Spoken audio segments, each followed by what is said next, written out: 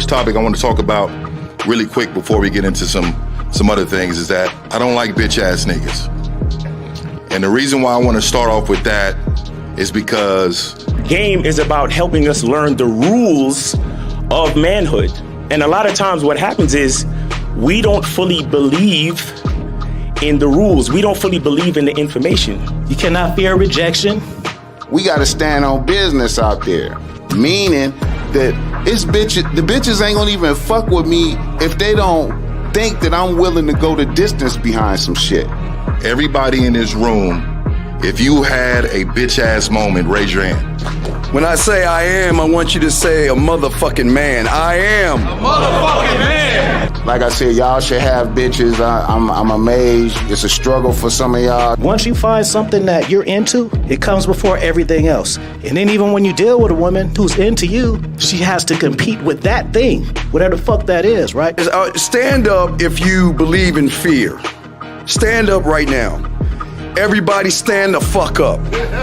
You know, I say bitch a lot and nigga a lot, but, you know, it's with good intention and a lot of love in it and whatnot. If I'm feeling insecure, is this really me, or did somebody teach me how to feel this way? I am a motherfucking man.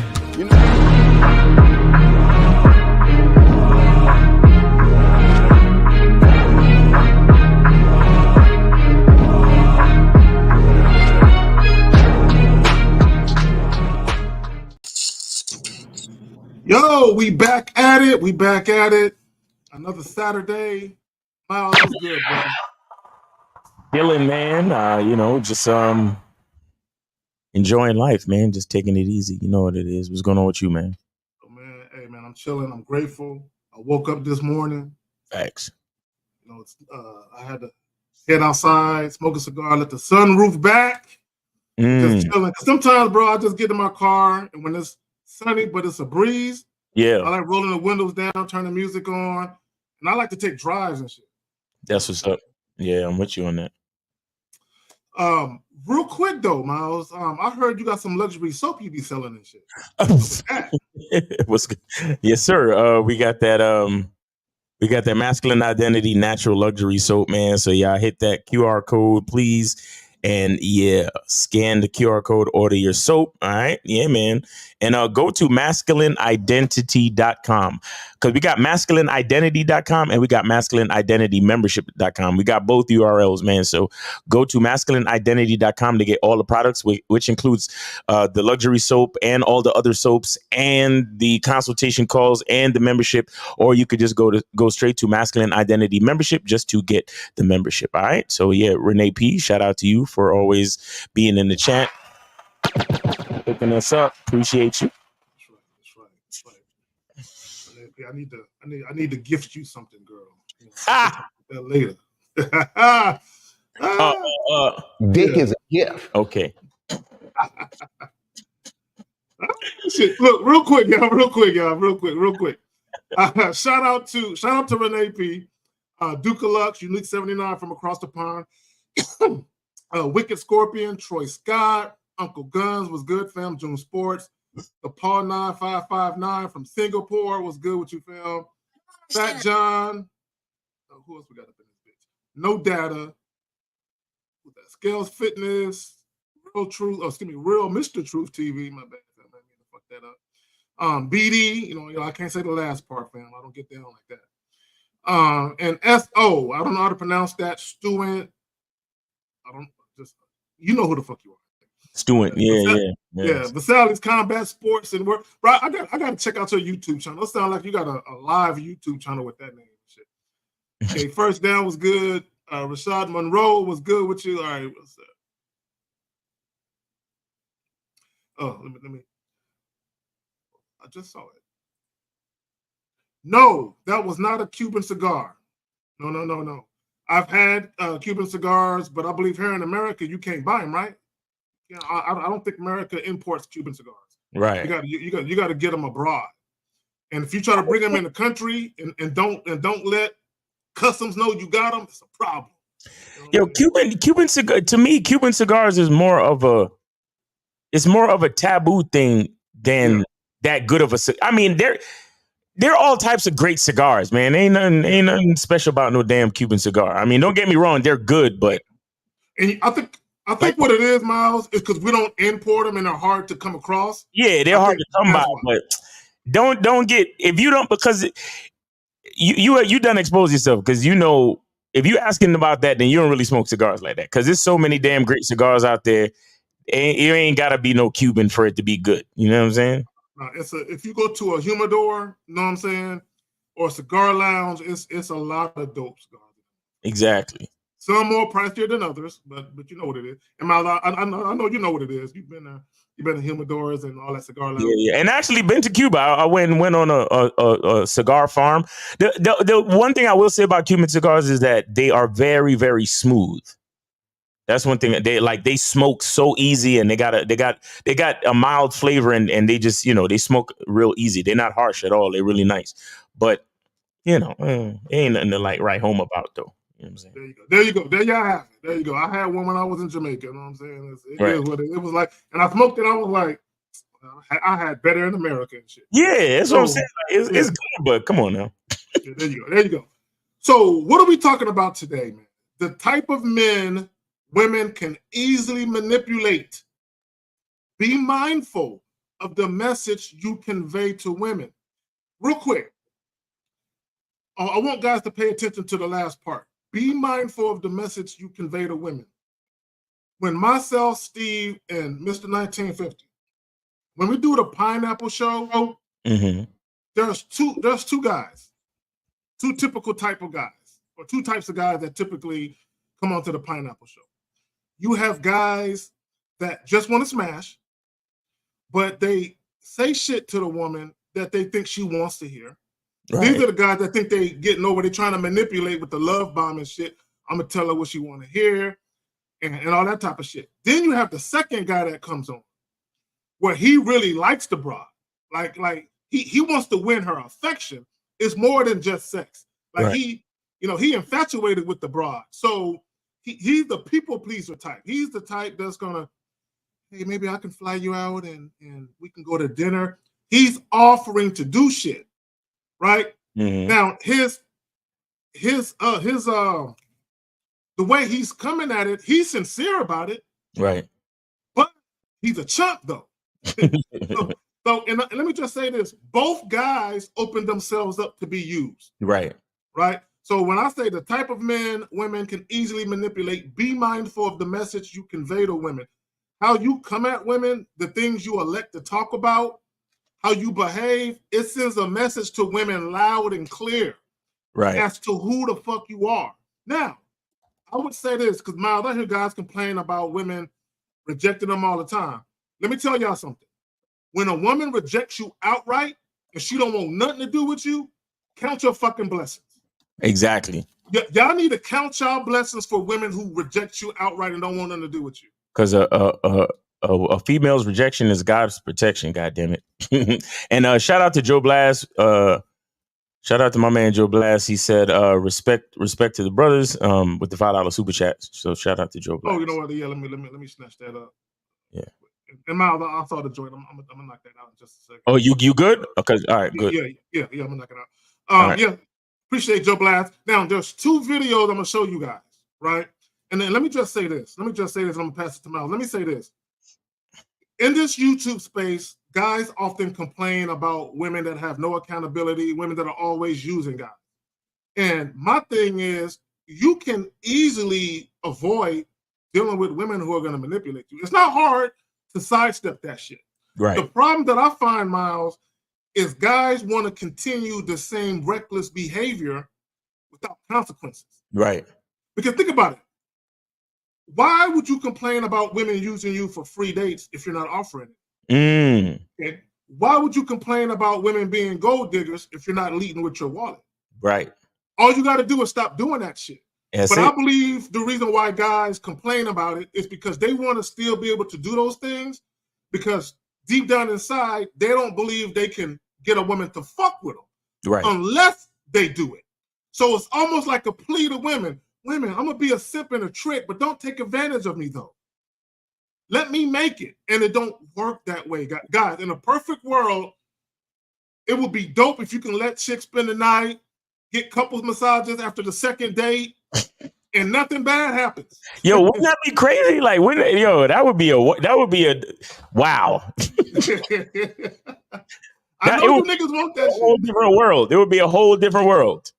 Imagine you ain't have to vet. You ain't got to do nothing. Just be as you could fall in love, and you can be as nice as you want to be and trick and. I'll be right back, man. I'll be right back. I got to do something. I got my phone right quick. All right. What if the world was like that, where you could do all of that crazy shit and it wouldn't be no consequences, but that's just not how it is, man. As a man, you got to lead. You got to have a woman earn shit, especially if you want the relationship to last. If you want the relationship to be substantial, you got to have the woman earn it. You got to take her through stages. You got to take her through the vetting process. You can't just do boyfriend shit within the first month. You just can't. It's just the world that we live in. It's like the laws of gravity. It's like the laws of anything else. You just can't do it. If you go against the laws, then you are going to get hurt. If you climb up to the 10th floor of the building and you walk off, you're going to get hurt. You know what I'm saying? That's just how it is, because you got to deal with the law of gravity. If you touch the hot stove, you're going to get burnt, because that's how it is. You play with fire, you're gonna get burnt. You stay outside without no insulation as far as having a coat or gloves. You're gonna catch hypothermia. Like you go too long without food, you're gonna die. You go too long without water, you're gonna die. You go too long without sleep, you're gonna go crazy. It's just the rules of the game, and it's the same thing where you can't be doing crazy shit with females until they earn it. You can't be doing boyfriend shit with females until they earn it, or unless the rules dictate that if you give anybody anything too quickly, too early, without them understanding its value, they're not going to value it. It's the same thing like when people win the lottery and they don't know how to manage money. They go broke. Almost all of them. Almost every lotto winner goes broke. Yeah, almost every last one of them go broke in a month. You get what I'm saying? So it's only the person that understands the value of the thing. And how do you understand the value of something? You have to earn it. You have to earn. Sometimes you have to earn understanding, which is why we got to go through so much shit. You think about a doctor, right? Or you think about a pilot. They don't let you get your pilot license until you logged 1,000 hours or whatever of flight time. You understand? Because you got people's lives in your hands. That's a big fucking responsibility. You got a plane with 70 people, 80 people, 100 something people. You think they're just gonna give you your pilot license after you land one plane successfully? No, you need to log hours. You need to earn the respect that comes with the responsibility. So it's the same thing with a relationship. We can't be out here, like you say, having couples massages after the first date. Like we just can't do it, man. You know what's so funny, Miles? A guy asked me that one time. He said, "Man, I want a fuck buddy situation, but I like doing fly shit like getting couples massages." I'm like, bro, that's not a fuck buddy thing. Like, what are you even talking about? Like, why would you even want to do that with a woman you just met? Like, yeah. Let me say this. What's up, Justin? What's going on, Justin, in the building? Let me say this real quick. Yep. Hey, one of the reasons why some of you guys who want to be in open relationships or poly relationships, one of the reasons why you'll never get one is because the woman you're dealing with, she might be down to have one, but you're too reckless with what you offer. Yeah. You know what I'm saying? You're too reckless. And her thing is, if I've been here for a year and a half, why is the new bitch for 2 weeks getting treated the exact same way I get treated? Exactly. No woman is cool with that. I promise you, no woman is cool with that, because in her mind, she is like, all this fucking investment I've been doing, all this time I've been here campaigning and auditioning to be your woman, and you give everything I've worked for a year and a half to this bitch in 2 weeks? Mm-hmm. Yeah, it don't work. It don't work. Are you doing any videos, Zach? I'm about to do it right now. Okay, all right, cool. Because all right, let me turn back off the Skype then, because I don't want interruptions. Okay, so here's the first video. Let's go ahead and get this shit popping.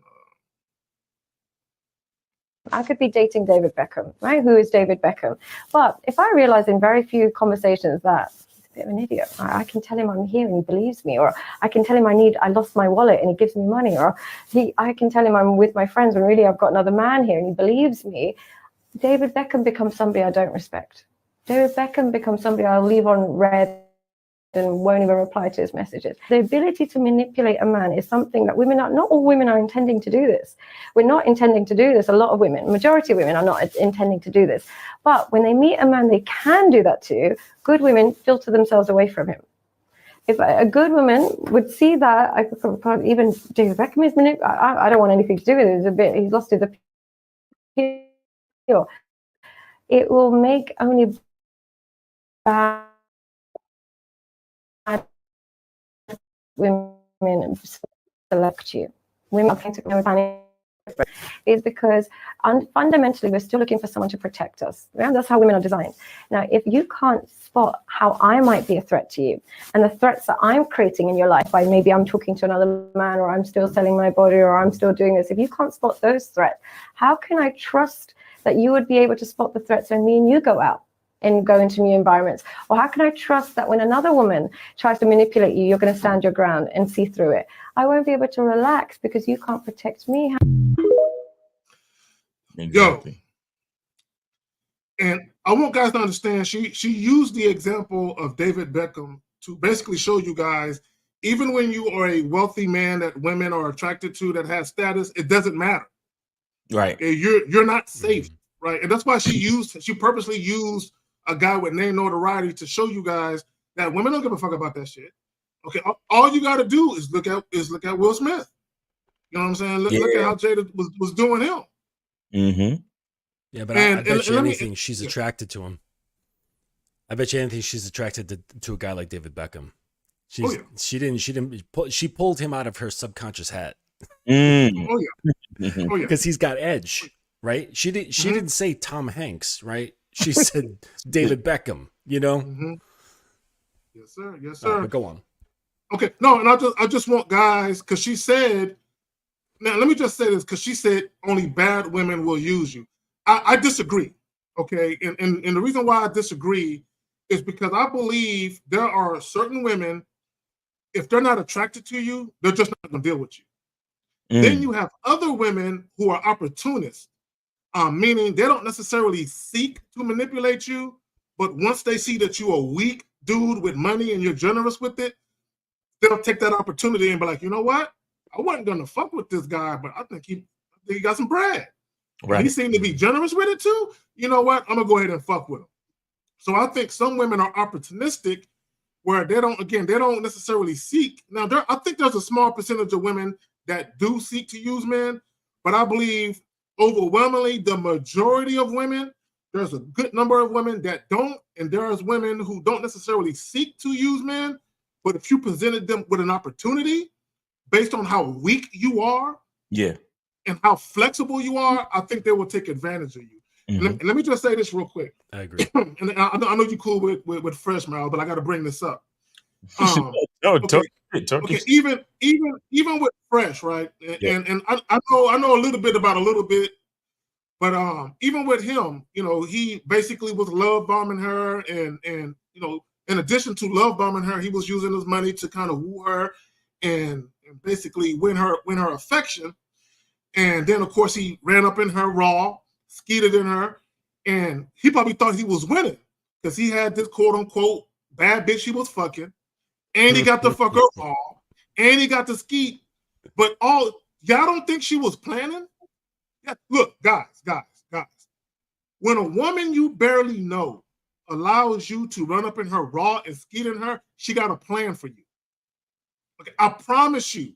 If a woman is allowing you to run up in her raw and you just met her and she's letting you skeet in her, she has a plan for you. Now, that plan might not necessarily be to get pregnant, but this is what women know. Women know dudes are suckers for wet pussy without no condom on. No, you are. So even if a woman is not going to, take advantage of that and have your baby, she knows when I put this wet on him and I put this tight grip on him, he's gonna fall in love with the feeling of it. And this is how they get you after that.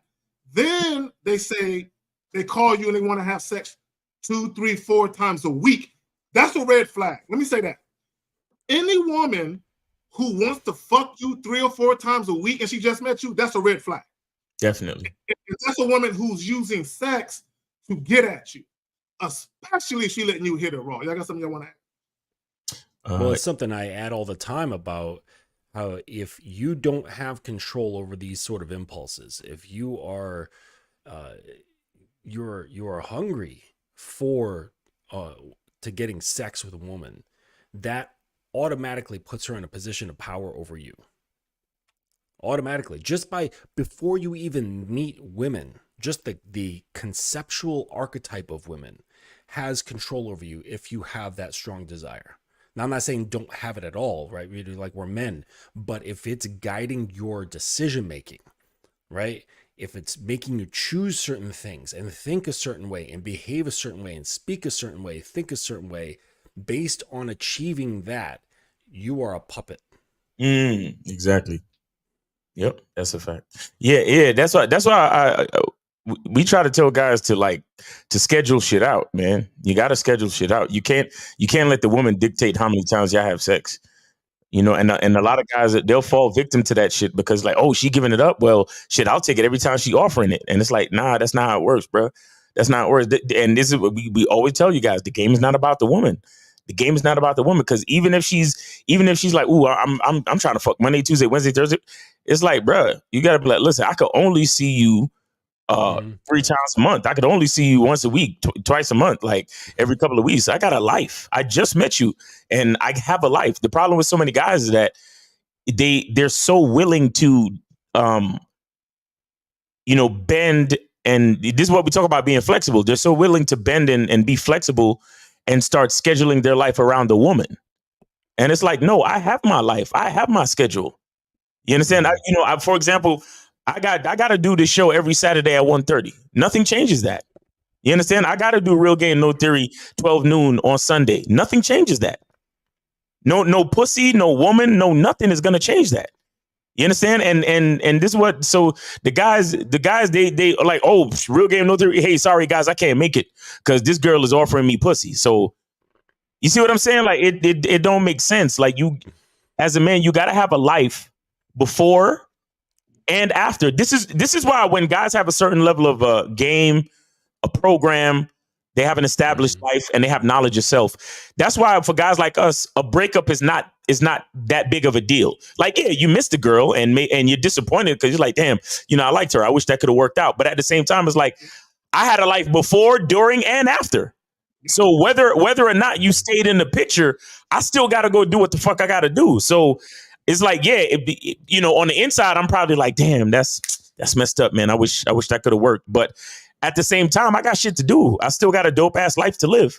You understand? I still got my, I got my membership. I got my content to do. I got money to make. I got, associates and acquaintances to network with, to accomplish the things that I'm trying to accomplish with this life. So it's just sad when dudes kind of like, they meet a woman and just because she's, showing them a good time, they want to just kind of throw everything else away. SSGJ says, you never let lust control you. Exactly. You cannot let it control you. You have to control it and control yourself. This is why we talk about the vetting process. This is why we talk about having patience and discipline and all that type of stuff when dealing with women. Yep. And the show that Locaria and I just did, the rules. Yep. It's all of that stuff comes in the forefront, right, of pussy. And you're talking about doing the show. I mean, you can still do your show and your lady can be just under the table. Just saying. Real shit. No, real shit. Real shit. That's a fact. Yeah, you can multitask. That's a fact. It's funny, Justin, you said the joint you and L did about having rules. One of the things I always say is guys don't have no dating rules. And the reason why guys don't have no dating rules is because depending on how gorgeous the woman is, they're flexible to everything. Mm-hmm. I have a client, and I hope you're watching this. He was telling me how he missed work 2 days in a row just to fuck a chick that he never had sex with, mind you, that he was trying to fuck. So you're up here missing. When he told me he missed, work 2 days in a row, I'm like, what are you doing? And guys, when you do that and women know that you're doing that, they already know you a chump. They already know you have no standards. You have no discipline, right? You're not a principled man because you are allowing her presence, you are allowing her beauty, you are allowing your attraction to her interfere with your obligations and your responsibilities. You can't have that. You cannot. Okay, you can't have that. And I got another client, and I hope you're watching this. I remember he told me, and I did a video about this, how he was dealing with this young lady. He was out on an impromptu date with her, and he had told her, you know what, I got things I got to do. You know, I can't be kicking it with you all night. It's time for me to go ahead and head up out of here. And an hour later, he's still fucking with her, and she called him out on it. I thought you had shit you had to do. You still here. And what that means is she's paying attention to everything, and she knows you're so attracted to me, and you're hoping you can fuck by the end of the night. That's why you're still here. Yep. Women are not dumb. Go ahead, Mouse. Yeah, and this is what the lady in the video was talking about. She's like, yo, if I can manipulate you, or if I see that you're so easily manipulated, and shout out to Jay Roman in the building. What's going on with you? What's up, Jay? If she sees that you can be so easily manipulated, it makes her uneasy. You understand? It makes her uneasy. And the thing too is that we have to realize that there are women out there where if they understand your program and they understand, are you done with videos? So I turn on the Skype? No, I'm not done with videos. All right, cool. Yeah, and shout out to Darren. He's with the 20-pound super chat. He says, guys, keep doing your thing. It's so important to learn game and continue to learn and evolve regardless of our experience. People need to understand this. Facts. Yeah, I'm just saying, like, real quick, Miles, before you continue, the video that we just saw, we done with it? Yeah, I'm good. Well, I'm about to finish my last point on that right now. I got a point about that video too. Yeah, get through Mouse. Yeah, so I'll just say that it is, a lot of guys don't understand that if they have a program, right, and a woman understands that you do things, if a woman can understand how you do things and you're consistent, you can have a situation where that consistency is what is going to have a woman trust you when it comes to you dealing with multiple women. And that's the part that a lot of guys don't understand, because check this out. If that woman knows what she had to go through to get into the position that she's in as far as being your woman, right? And she knows that you are a consistent man that's about his business. If she sees you looking at other chicks on Instagram, or if she sees you eyeing some chick on the street, or if y'all out at the mall somewhere and some girl walks past and you just happen to glance, she's not going to be as jealous as the average woman with the average man. Because she knows that, look, my man will look, but that bitch is going to have to go through some shit if she wants to be in my position. You get what I'm saying? But with the average man, the average woman she's damn near scared to death, because she's like, my man has no fucking discipline. A chick with a fat ass can easily get into my position because he has no program. He has no discipline. He has no set thing. Yeah, he's no easily control. He has no control. He's easily manipulated by a fat ass. That's the main reason why the girl is so jealous. Why your girl will get mad. Dating David Beckham, right? Who is David Beckham? But if I realize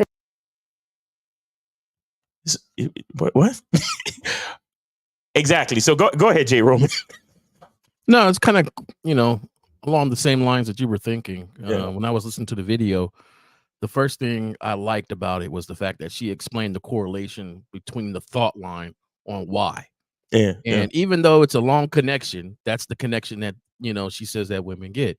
If you're so easily manipulated, then I don't feel protected completely, because I know that somebody else can easily manipulate you. Exactly. And so, and that's the thing. And so that connection there mentally on what they're thinking, on how it connects, was something I liked about the video. Mm-hmm. Now, going along with your point, which connects all back to it, is that if your woman feels you're easily manipulated, she's going to try to protect that at most costs, because now she's the one protecting the relationship. So now she has to go overly jealous. She has to be overly loud. She has to do all this outlander stuff because she knows you don't have that protection for us. There's one thing I'm always in relationships, for the betterment of my relationship or for the protection of this relationship, I'm going to do this, right? But if you don't have that there, then who's the one doing it? Right. She's the one doing it. And I think, I hate that the world thinks about dating and interacting like this, but it's almost like a rough sport now, right? There has to be offense, defense. There has to be, for me, it was just fun, but now it's like some serious, do this, do that. And so my thing is, the biggest defense you have against this is you be the one that's being consistent. You be the one that's being the protector. It don't matter, because she mentioned on the video, it could be done subconsciously or on purpose or whatever, right? I don't care about none of that. Right. Subconscious, on purpose. I don't care about your plan. It's not going to work if it ain't my plan. The thing is, if you ain't got a plan, then their plan is definitely going to work, because you're just flying with whatever that you think is going to get you closer. Yeah. So there you go. And let me hop to the second video right quick so we can start taking calls. Hold on real quick. The thing about good men. Pause. We're not ready. Bitch, we're not ready, bitch. Okay. They say when a woman's fed up. Y'all, give me a second, y'all. Cool. Put that right there. All right. The thing about good men is that they're very difficult to get over on. So like, I call myself the succubus, right? Because I can actually feed off you guys. We can all do it, by the way. Just, I know how. Anybody can do it. And the hardest people, who often end up the best ones to feed off of, energetic-wise, are the good, strong men. They also have the best quality semen. They're good, strong. It's something in the spirit and everything. Them super, they don't have to be Christian, but them super like spiritual men, them. And the good ones. And it's like, cool. But it's like they got this sixth fucking sense about them, that they can sense what I'm about to do. And I'm like, fuck. So back in the day when I was just doing evil shit, there were some wonderful ones that I did hurt. And it wasn't that I didn't like them, but there was also kind of a, man, fuck you for being so good. Like, why are you so good? Let me break you so you can be like me. But then also it was like an annoyance, kind of like, God damn it, why won't you just do what I want you to do? Because they were too smart to do what I wanted them to do. Right. Exactly. That's that game. That's why you gotta be about that old adage, if you stand for nothing, you fall for anything. You understand? You got to stand for something. You got to have a program. You gotta be an advocate for something. You got to have some influence, control over something. Something about you has to stick. You got to stand on something, because if you don't, women like that, because we did the last week's show, right? Was about the good, the quote unquote good man, the guy that labels himself a good man. Right. It has to be more than just a label, because you have some guys who they consider themselves a good man or a good guy just through ego. But a good man is a man that stands on something. Because let me tell you something, a really good man might not agree with you. A really good man, you might have a problem with him. You'll respect him, but you and him might disagree, because he's going to stand on something, and he's not going to let it go to appease you. You see what I'm saying? And it's the same thing with this chick. She knows that there are good men in ego only, meaning that they love to take the cosmetic label of what a good man is, meaning that he's productive and he could provide and whatever, but he doesn't have a stance. He doesn't have any real discipline and control. He doesn't stand on anything. So she can still manipulate him and use his resources and, like you said, take his semen and all that cool shit. You understand what I'm saying? Yeah. So you gotta be good, not just in the label, but you have to be good, meaning that you stand for something. I'll take it a step further. A lot of these guys who are self-professed good men are naive, gullible dudes with no game. Mm-hmm. See, look, let me tell y'all something right now. Every single woman who's a heterosexual woman, even bi women, right? They want a good man. But they don't want a man they can easily manipulate. Right. They want a man who's a good leader, who's a dominant, assertive masculine man who knows how to be straight up with them. Women want that, right? But once women get a notion that you're naive and you're gullible and you can easily have the wool pull over your eyes, like the other lady in the other clip, you lose your appeal. So a lot of times, you guys, when you're dealing with women and everything seems cool and a woman seems super attracted to you and all of this, after a while, when she realizes you a chump, you lose your luster, you lose your appeal. And she said succubus. What is a succubus? Or succubus, however you say it. An imaginary demon assuming female form and formerly held to have sexual intercourse with men in their sleep. Succubus will drain or harm the man with whom she is having intercourse. Right. And there's another definition where they said that a succubus needs semen. Shout out to Fresh for giving that woman some semen. But anyway, y'all got it. Oh my Jesus! Is there any succubus that they won't harm, but they drain you? Because I ran against those. They didn't harm me. Is there a different name for that? No, I think it just draining is harm. Oh, okay. But okay. So I did a video on like a couple years ago about succubi, and it's the most watched video I have, which shows to me that there is a lot of superstitious people out there. Right. This is remember the definition you put up, Carrie? It was imaginary. Okay. Yes, These things are not yes. real. You're dealing with sociopaths and people who have mental disorders. Okay. That's what this is. People who use other people for their own means. Right. Yep. And they're very aware of it, and they use skillful tactics in order to get the things that they want, right? This is a sociopath. This isn't some demon from another dimension, okay? So, leave the fairy tales out of it and just deal with it as it is. Yes. Because before you know it, instead of solving the problem, you're going to be going to some witch doctor to, burn some bones in a cup and, sprinkle some like fish tank water on it. And that's going to cure it. It's like, no, you have to actually deal with this as a man, not with magic. Okay? Right. You know what's unique about that video to me was she used the term good guy, and she used it almost as it was her main adversary, right?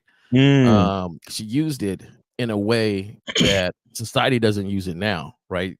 Normally you think of this good guys last, simping. But she said, no, these were the guys that, her hardest adversary because they weren't for it.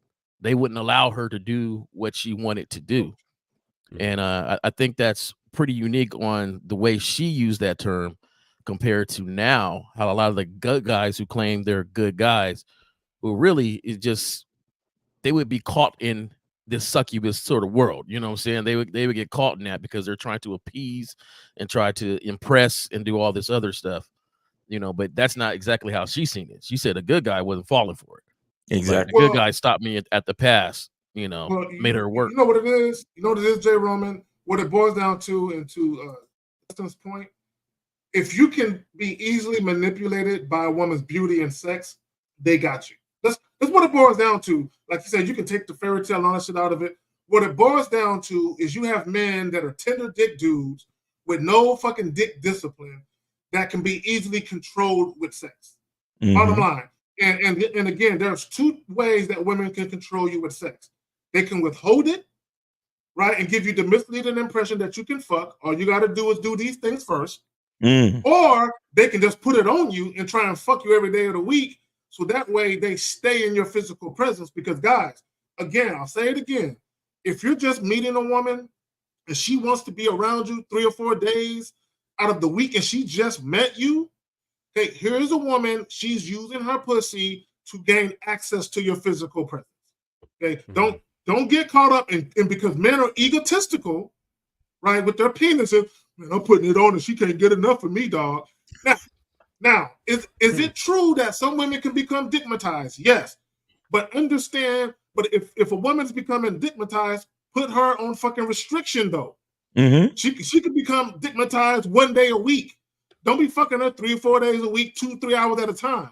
Don't do that. And if it's frequent like that, she could also be ovulating, which typically makes women more horny Yeah. And so it's not him digmatizing her to his ego. Yes. It's really her being more driven by her hormones. Mhm. And if she does have a plan for what you were saying, Carrie, is that then that plan is definitely going to be more in her favor because she's ovulating. Right. Yeah. So she's hornier, she's more likely to get pregnant. And if she's trying to put it on you, like, guys, 3-4 days a week, like that alone, just without even thinking of like entrapment or anything like that, you should just be thinking about like conservation of your time and energy. Like that's just too much. Yep. That's just too much attention, period. Mm-hmm. Yep. Yeah. But because they're having sex, they don't look at it like that. Guys, we're taking calls. Yeah, 919.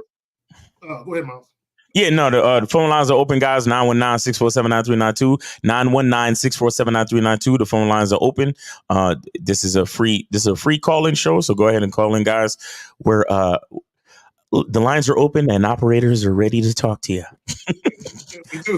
Let Twin says, Miles, have you been in situations where because you're not married, your woman's people say you're wasting your time, but wasting her time means I don't understand? But what wasting her time means I don't understand. Well, listen,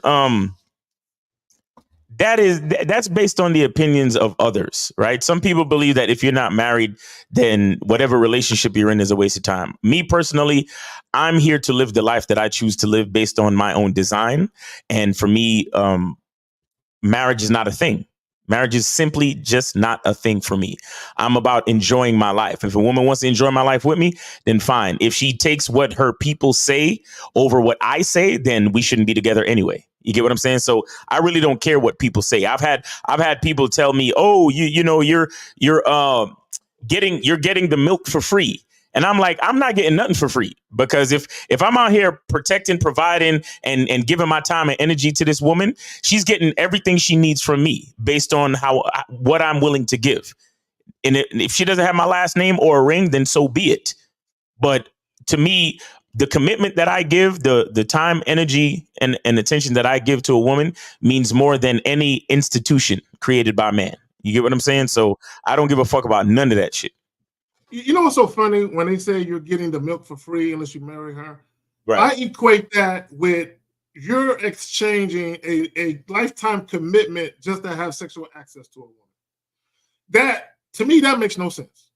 That, well, if you want to fuck her, you got to marry her. That don't make no sense. Like that, the value of an act that takes about 20, 30, 45 minutes versus the type of effort, energy, and attention you have to put towards a whole fucking relationship don't compute to me. Right. It makes no fucking sense. And I think a lot of times, and men are guilty of this. You guys overvalue access to a woman sexually. You overvalue it, and you offer all of this shit for it. And you offer your time, you offer money and dates, and you offer all of this shit just so you can ease up in a chick for a few minutes. It makes no sense. Mm-hmm. Yeah, I agree. I recently did a video, just real quick. I did a recent video saying that I don't think most guys really desire relationships. I don't think they do at all. I think they just want access to consistent sex, and that's it. Because once they get in there, they really don't know what to do. They don't really want to deal with the structure, formation, the flow, the management, the growth, just all of it that has to do with the creative process of building something with another person. Maybe in their fantasy mind, they want that. But when it comes to the real brass tacks of the everyday life of it, I don't think most guys really want it. They say they do, but they just want the emotional validation and they want the access to sex. Mm-hmm. That's really it, I think. That makes sense. Go ahead. I'm agree at this statement right here, and let me explain why. I only agree at this statement if the person is lying to her about what they want. I think that somebody needs to really know themselves. And I don't like the fact he says wasting her time, but you'll be wasting your time, both of your time, if you don't know who you are and what you want. Right. And when it comes to that, a lot of times when people are together and they ask, what's going on or what's the future look like, and, you have no answer, then you know, that'd be the great time to speak up and be like, this is the future. We're enjoying each other's company, and that's all I was wanting, you know, to state the truth. But you know, some guys will cower in that situation, and oh yeah, we'll see what it brings, and we'll, you know, we have to get to know each other, and we have to do all this other stuff, and blah blah blah blah. And you know very well there's some ladies that like, oh, are we dating or what are we working toward? Oh, we're working towards something. It's just, you know, da da da. And there's always these smooth little answers that you've been practicing or using when it should be just the truth about where you at and where you want to go. Right. If you're not telling the truth to yourself or to anybody else, then you are wasting your time from really getting to know yourself and really start living. Yeah. Yeah. That's a fact. You know, Justin, I'm inclined to agree with what you said. A lot of guys, they think they want a relationship. In fact, I'll go as far as to say this. The only reason a lot of them want a relationship is for two reasons. The reason you stated, they want continued access to sex, but also they get so pussy whipped that they want a relationship not for the betterment of the situation for both them and the women where it can benefit, but they don't want no one else to have access to that pussy that they fucking. So the relationship is really a way to kind of cuff her and lock her down so she won't share herself with nobody else. And it just explains a lot. It explains why guys are horrible boyfriends, why guys are horrible husbands, because they're only in a relationship, one, to have the woman to themselves sexually, but also to basically keep her away from anybody else, which is why you got guys making videos, oh, make sure she ain't on social media, make sure, you got guys making videos talking about don't get into a relationship with a woman that got sex toys. Like this is how insecure guys are about the sexual component of the woman, where they want to be the only thing on a woman's mind, on a woman's mind, and all that other shit. Right. Shout out to Money Mitch with the 10 unit super chat. He says respect to the game kings, because I don't know what that A means. It might be from another country, so I don't know what that. And let me tell you something. A lot of these motherfuckers. I had a guy. He was given a $10 super chat, and I did the math on the currency exchange. Man, he was really giving like 32 cents American. But anyway, it's like, come on, man, but anyway, but yeah, nah, guys. You're gonna, you know, when you have your own situation, when you have your own idea of what a relationship should be, a lot of people are gonna try to say things and influence you. And like I've lived through it. Like I've had people who have been friends, you know, my whole life, like basically just shun me, you know, like just, you know, dispose of me for that reason, because I don't believe in marriage and certain other things, you know. And it's like, there's nothing I could do, because I can't choose you over me. I can't choose your belief for what life should be over what I believe. You know, I can't walk down the aisle. And you know what the crazy part is? I for a period in my photography career, I was a wedding photographer. So I've seen so many weddings, and I know how beautiful it is for some people. Do you understand? I feel the love and the importance and the milestone. And I recognize that they believe that it's good for them. I do recognize it. You understand? So I can see what it means to other people. But I know for a fact that if I did that shit, it would be a fucking farce. I would be lying to myself. You know, I see some of these fucking husbands, they wife break the corner to walk down the aisle. These motherfuckers start crying, bawling. And I'm taking pictures of them too, like snap, snap, snap, because they're gonna want to see this or in the wedding album. But in my mind, I'm like, this bitch ass. Yeah, like, yo. I've been married twice, and I was never emotional. Like it was like, to me, I was wishing this shit was over with. Like man, let's get this shit over with. You know what I'm saying? Because for me, the ceremony is all for the woman. It's all for her, so she can get all the validation. Because that's validation overload for a woman. The days of the woman, marriage, a baby shower, and some other shit. You know what I'm saying? Quinceañera, Sweet 16, all that other shit that women. That's like validation overload. They can get high for a couple of hours, right? Right. For me, the only thing I like about a wedding is I get to wear a fly-ass tuxedo. That's about it. That's about it. Right. After that, it's like whatever. You know what I'm saying? So, but go ahead, Phil. And Joe Blast, he says, so question for my own clarity. So he says, you brothers don't believe in an actual succubus. I think that's mostly directed at Mr. Justin. No, it's a fanciful, imaginary caricature. Right. Okay. Yeah. Okay. See, I don't believe any mythical stuff. I mean, if like, listen, if you can verify the existence of something metaphysical or what am I talking about? Supernatural without the use of a religion. So it has to be objective that all people can use. Okay. Not just religion, then I'm all ears for it.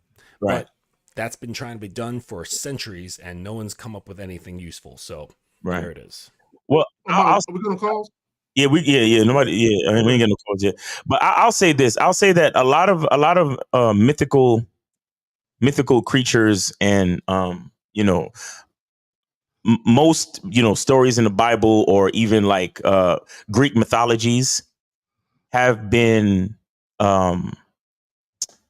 stories that have been exaggerated through word of mouth that turns into legend, that turns into things that are magical. Like, I honestly believe that the story of Medusa is about a woman that looks so good that whenever somebody looks at her, their dick gets hard.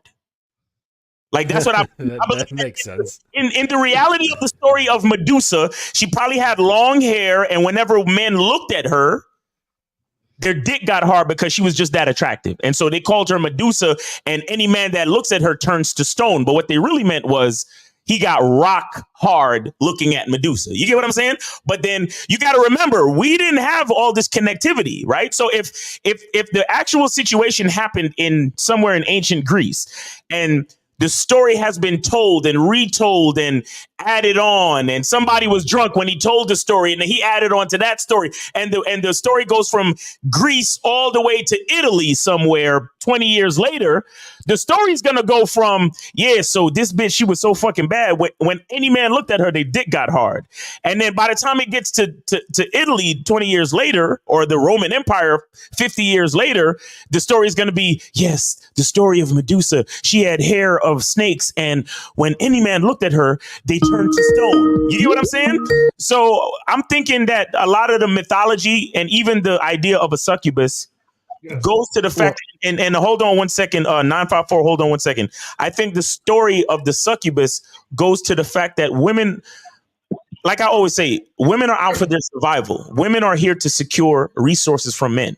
So that means they take from us as men. They are, because if an imaginary creature is one thing, but what is that creature doing?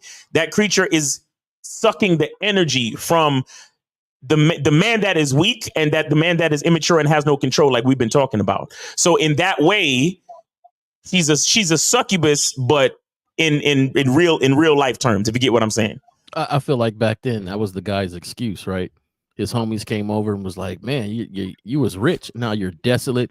You're broke. There's nobody tending your garden. Your gardener. There's like, what happened?" And he's just like, there was this woman that she devoured all in front of me, and that's why I'm poor now. And he was a succubus. Exactly. And they were like, "Oh, okay, that's what happened." And then somebody, it happens to them too, and they just join in on the excuse. Yes, the succubus got me. Yes, yeah. Kind of like today when these guys call these women gold diggers, but it's like, bro, if you didn't give her the gold to dig, then how could she be a gold digger?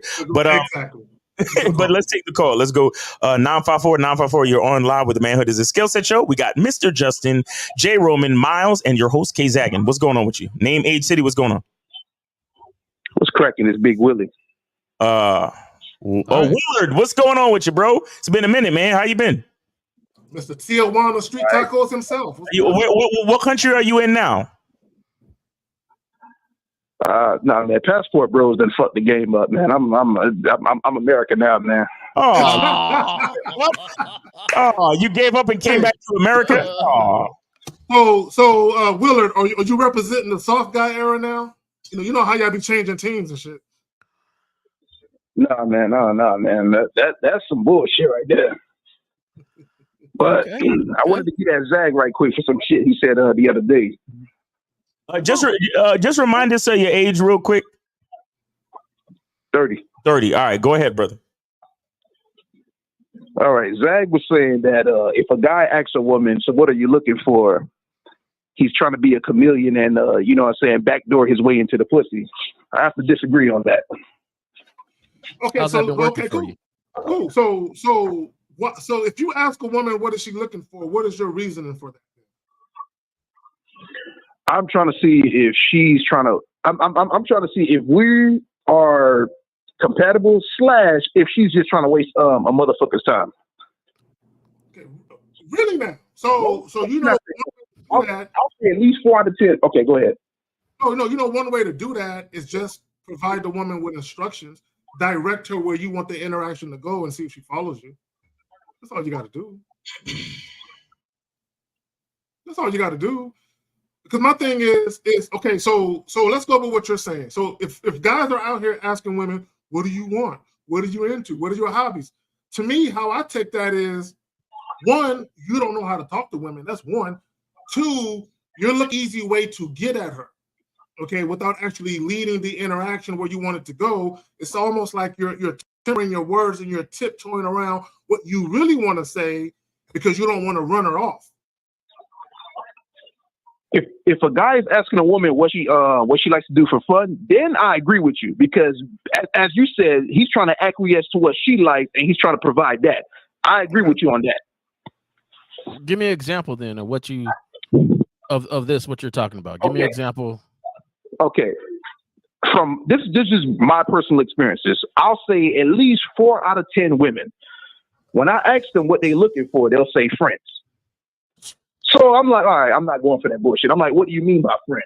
What? They're like, oh, wait. Okay, so why would you not go for that and then disagree with what Zach is saying?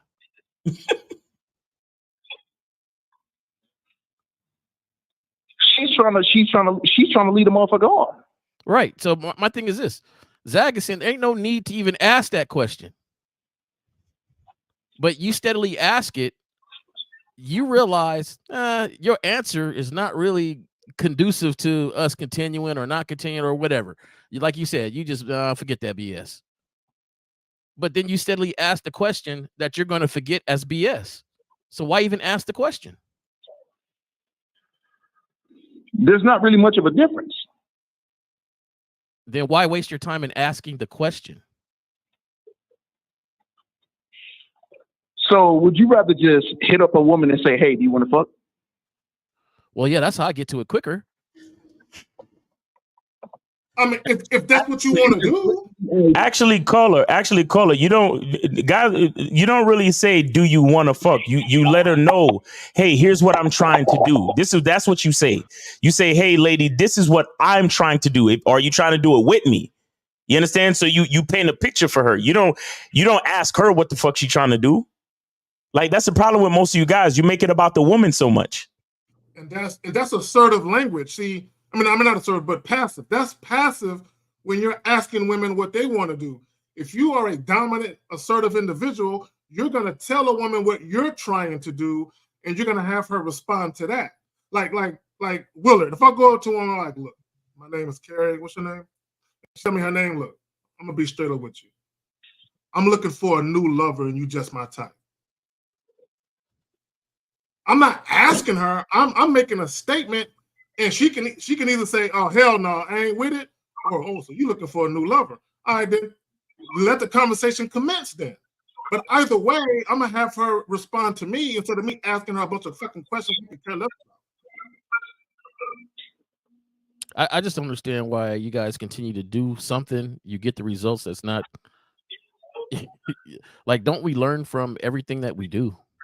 Nah, Willard, like, how is it working for you? Like, if you have these BS conversations that you feel are BS, then why continue to have those conversations? Why not say what you want, state what's going on, and move on from there? All right, let me address that. It works for me because now I get rid of all the time wasters. By wasting time, you get rid of time wasters. Okay. what Zach does and what I do, I mean, it's pretty similar. Oh no, nigga, no! Don't you dare offend me like that. No, it's not similar. Yo, look, get back to the whole thing you disagreed with. Stop trying to compare your game to our game, my dude. Just what do you want? What do you really want to say? No, I'll say this. After Zach broke down what he said, now I see where he's coming from. Okay, all right, cool. I didn't know what he said, but now that I see what he said. But all I'm saying is, like, when I asked them what they looking for, because some girls, they just strictly looking for a platonic friendship. And I'm like, all right, no, that ain't what I'm looking for. And then I'm just on to the next one.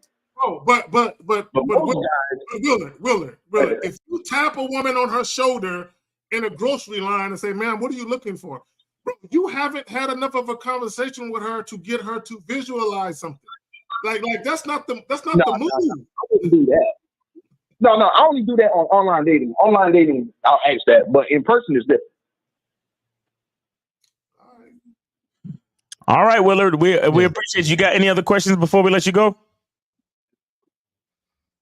No, man, you know what I'm saying? I mean, I'm just glad that Zach clarified and cleared the airwaves, but to anybody listening, I'm glad you made it out of the hard mean streets of Tijuana, and you're back here, bro. Why you always bring up Tijuana, man? Because on this show, man, I remember I was new to Zach's show. You was on here loud and proclaiming that this was it. Hey, this you know it. This is what it needs to be done. Right. You know, to the 10th degree, and that's why I always ask, how is it working for you? I want guys to see this. I want guys to see this. The PUAs, they came and went. The MGTOWs, they came and went. The incels stayed in the house. The passport bros, it got real popular. Now it ain't shit. But we've been talking about game since day fucking one till today, and it ain't going nowhere. This is why the rest of y'all motherfuckers fall. Y'all fall so hard because you try to grasp onto some new wave or trend, and you don't realize that all you're fucking doing is lying to yourself. But a lot of people tried game and they got tired and frustrated. That's why they started jumping on. No. They tried playing games, but women aren't stupid. Look, let me tell you, guys got to remember, women heard it all before. Whatever you think you can say, all the slick shit you think you can do, women seen it, heard it, their friends seen it, heard it. Go ahead. What message do you think you give her when you ask kind of pointless questions? When you ask like these questions that it don't matter the answer to, you guys are still just sitting in the bar drinking. No. I just told you. I say that I ask that question online. In person is different. Okay, online, in person, what does these questions like? What message do you think these questions are giving? Hold on. I can show screenshots of plenty of women when I ask them what they're looking for, and they'll just straight up say it. They're like, "Hey, look, I'm looking for something strictly sexual," and it's like, okay, boom. Now we can just get straight into it. We just set up a time and meet. So how dominant would it been though to say that? What you are stating what you are looking for, it would have been more dominant. I don't think everybody understands, and this is right with Zach's message, that what he's saying today. You're going to influence women, and that's why you guys suck. And I'm gonna just say this because guys don't really understand the influence they have. You're either going to influence bad, negatively, or positively. But you're going to influence. Exactly. And you just admitted that it would be more dominant to let her know what you want. You just admitted that. Yeah. So why not? No reason to ask questions. I'm gonna test it out, and I'm gonna give Zach a call. Bro, y'all killing me with that shit. Bro, I'm trying to figure out in what world do we live in that men don't want to be dominant individuals. I don't know what the fuck is going on. Like test it out, like which is better. Zane, I can address that. What? I've gotten a whole lot of negative pushback in from being too straightforward and too bold. So did you lose? I mean, we live in a soft world now where you have to some degree cater to a woman's feelings and what. No, you don't. No, you don't. No, you don't. No. Bro, There's the Facebook Only if group. you're trying to get something from them. Exactly, bro. You don't gotta cater, bro. There's the Facebook group where I made a comment, and all the women came for me, dog. And I'm laughing at them chicks. I stood my ground, but like whatever. My thing is, see, the problem is guys want to be liked, and the reason why you want to be liked because you want access to pussy so bad. There is not a woman on this planet who I want to fuck bad enough to compromise myself. Come on, man.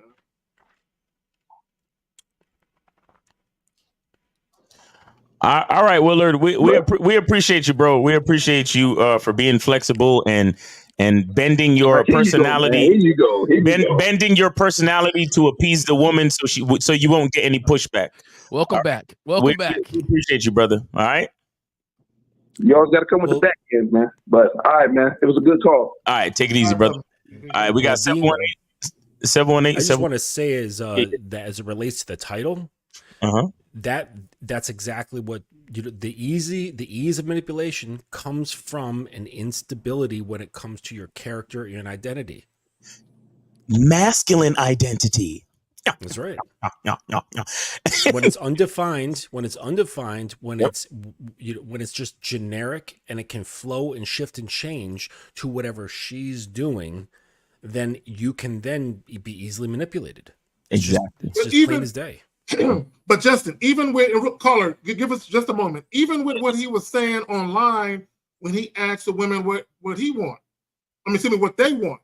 That's basically him bending to their whim and being very passive, and then going based on what they're saying. So even See with how you that, can fit in. Exactly. Even with that, a woman can manipulate you. Even asking women what the fuck they want, she can say whatever the fuck she thinks she needs to say to get you to fucking bite at the apple.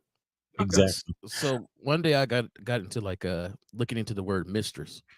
Oh, we got a caller? Yeah, we do. Okay, I'll just make this real, but basically it just means to give up power, right? And that's how I see these dudes. They becoming mistresses, right? Because it's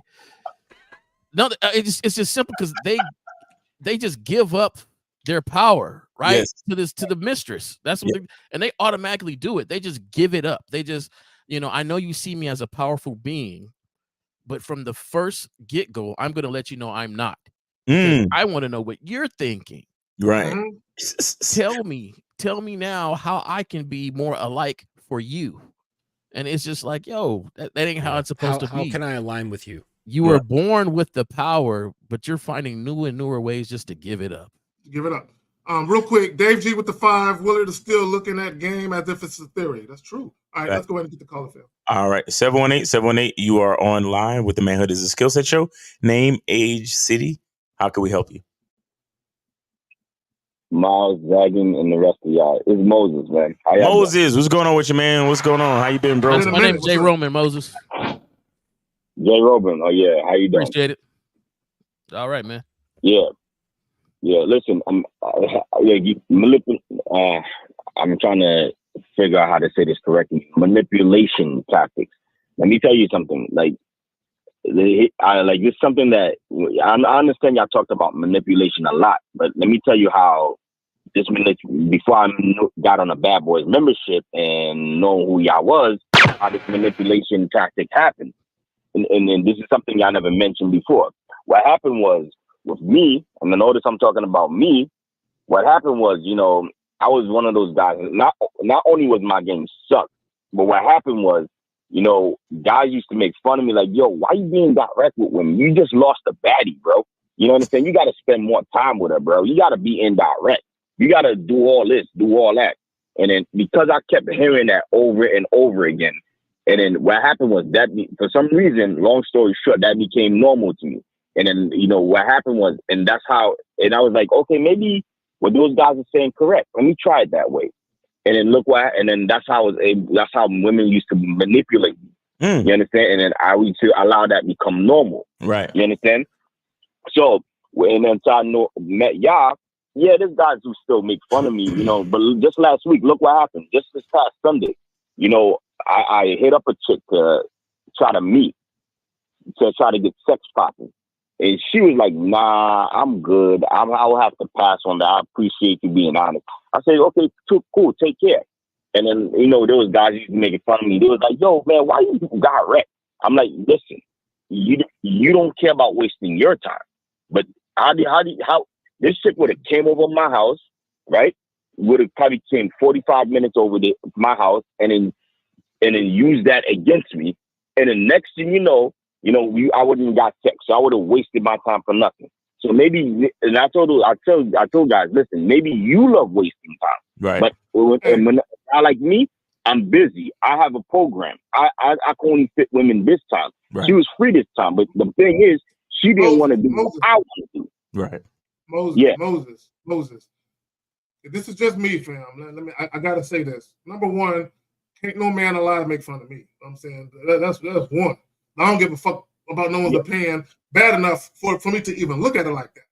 Right. Second thing is, stop explaining yourself to losers. You know what I'm saying? Now, if people are confused and they need some clarity on something, like even with women, never explain yourself to women either. If they're confused and need some clarity, provide it. But get out of the habit of explaining yourself, because even explaining yourself is a passive tendency. What y'all got? Nah, that's real talk. That's facts. But definitely. Yeah, Moses, man. Moses, how recently was this where your quote unquote boys was making fun of you for being direct? I mean, that was when I used to get on. That was when I was a beta at that time. And you know, how long ago, Moses? How long ago? Please recently was this past Sunday. So this past Sunday, your boys is still. How old are your people? How old are you and your people? How old are y'all again? Some of them are 29. Some of them are 30. So some of y'all, so your boys are in their 30s and they still be making fun of you on some high school shit. I mean, that was the first time in the last decade. Why are you? But I don't. Wait! Stop!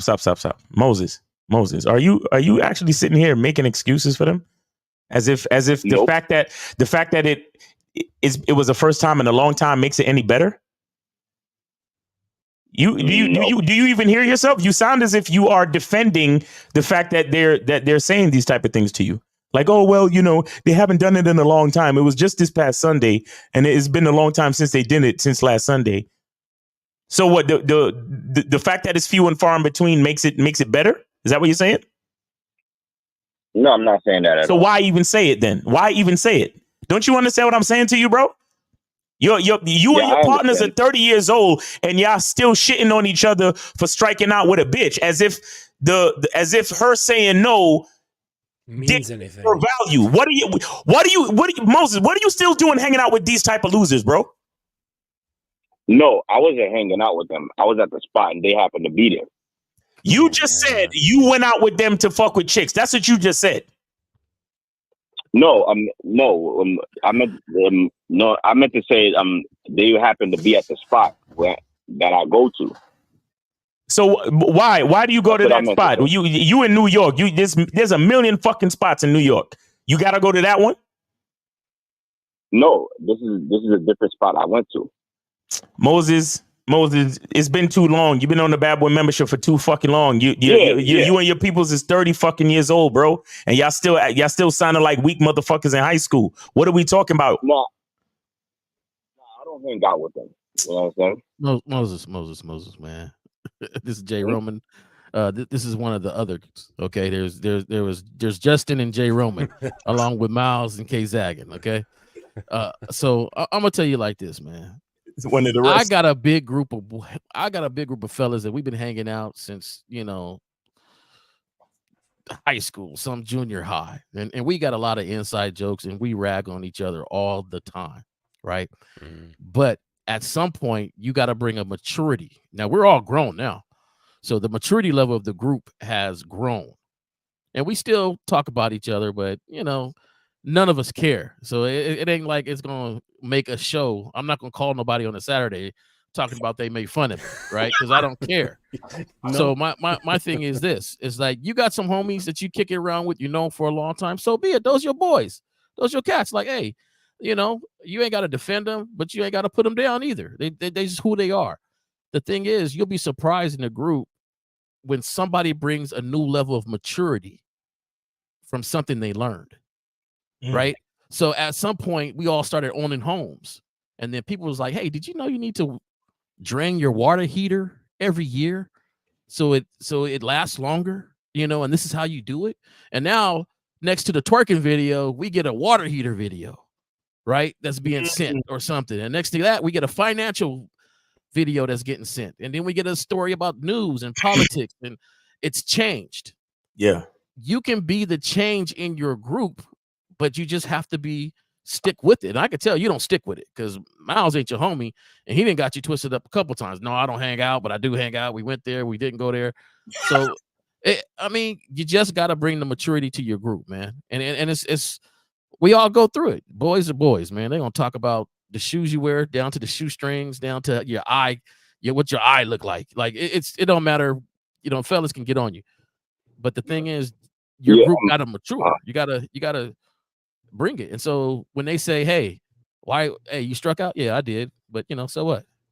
Why are you being so direct, Moses? You know, you should be more indirect, bro. You would have got the pussy, bro. And here's the problem. And you know, shout out to what J. Roman just said, because it's not exactly the fact that the guys that you hang around with make fun of you. It's the fact that it's still affecting you to the point that you would call in and repeat it to us. It's still affecting you, Moses. And so you would use the words "make fun of me." Like who does that? Yeah, like it's still affecting you, Moses. So that is the proof that you are not actually on your square just yet, homie. No. Quick. I am on my square. I was. Moses, hold on, real quick. Moses, hold on. Did we shout out Tony Praying Mantis? Oh yeah, Tony Praying Mantis with the $2 super chat. He says, "What's up, fam? Donate into the game. Salute." Okay, cool. I ain't no forgetting that. All right, Moses, go ahead, fam. No, I'm about to get off here, but I stay on my square. I was just saying this as an example, how that used to get me to fall into the manipulation. You understand? Now, not to say, I let that get to me. I don't let that get to me. You understand? So, that's also the words you're using. Like Miles always said, your language exposure you're using. Bro, I would never call up and say someone making fun of me, bro. I would never use those words. I'm just saying. Yeah, if it was a non-issue, we wouldn't be talking about it right now. I get it. Okay, all right. Let me ask you this question, Moses. Just be totally honest with me. When they got at you, you said it happened this past Sunday, correct? Yeah, they happened to be at the spot. I didn't go with them. So when you said you was direct with the chick and you struck out, correct? Yeah. When you mean struck out, that means that means you didn't. The girl didn't say yes or whatever, right? Things didn't progress. Yeah, she rejected it. Right. She rejected the game, right? Now when you went back to your boys and they was like, "Oh, you struck out because you were so direct." How did that make you feel? Be honest. No, they didn't make me feel nothing. I was like, man, I don't care. Okay. So you brought it up today. You brought it up today to say that it used to cause you to be manipulated back in the day? Yes. Okay. But nowadays it's not the same. No, it's not the same because all the time I'm by myself, so it don't matter, Okay.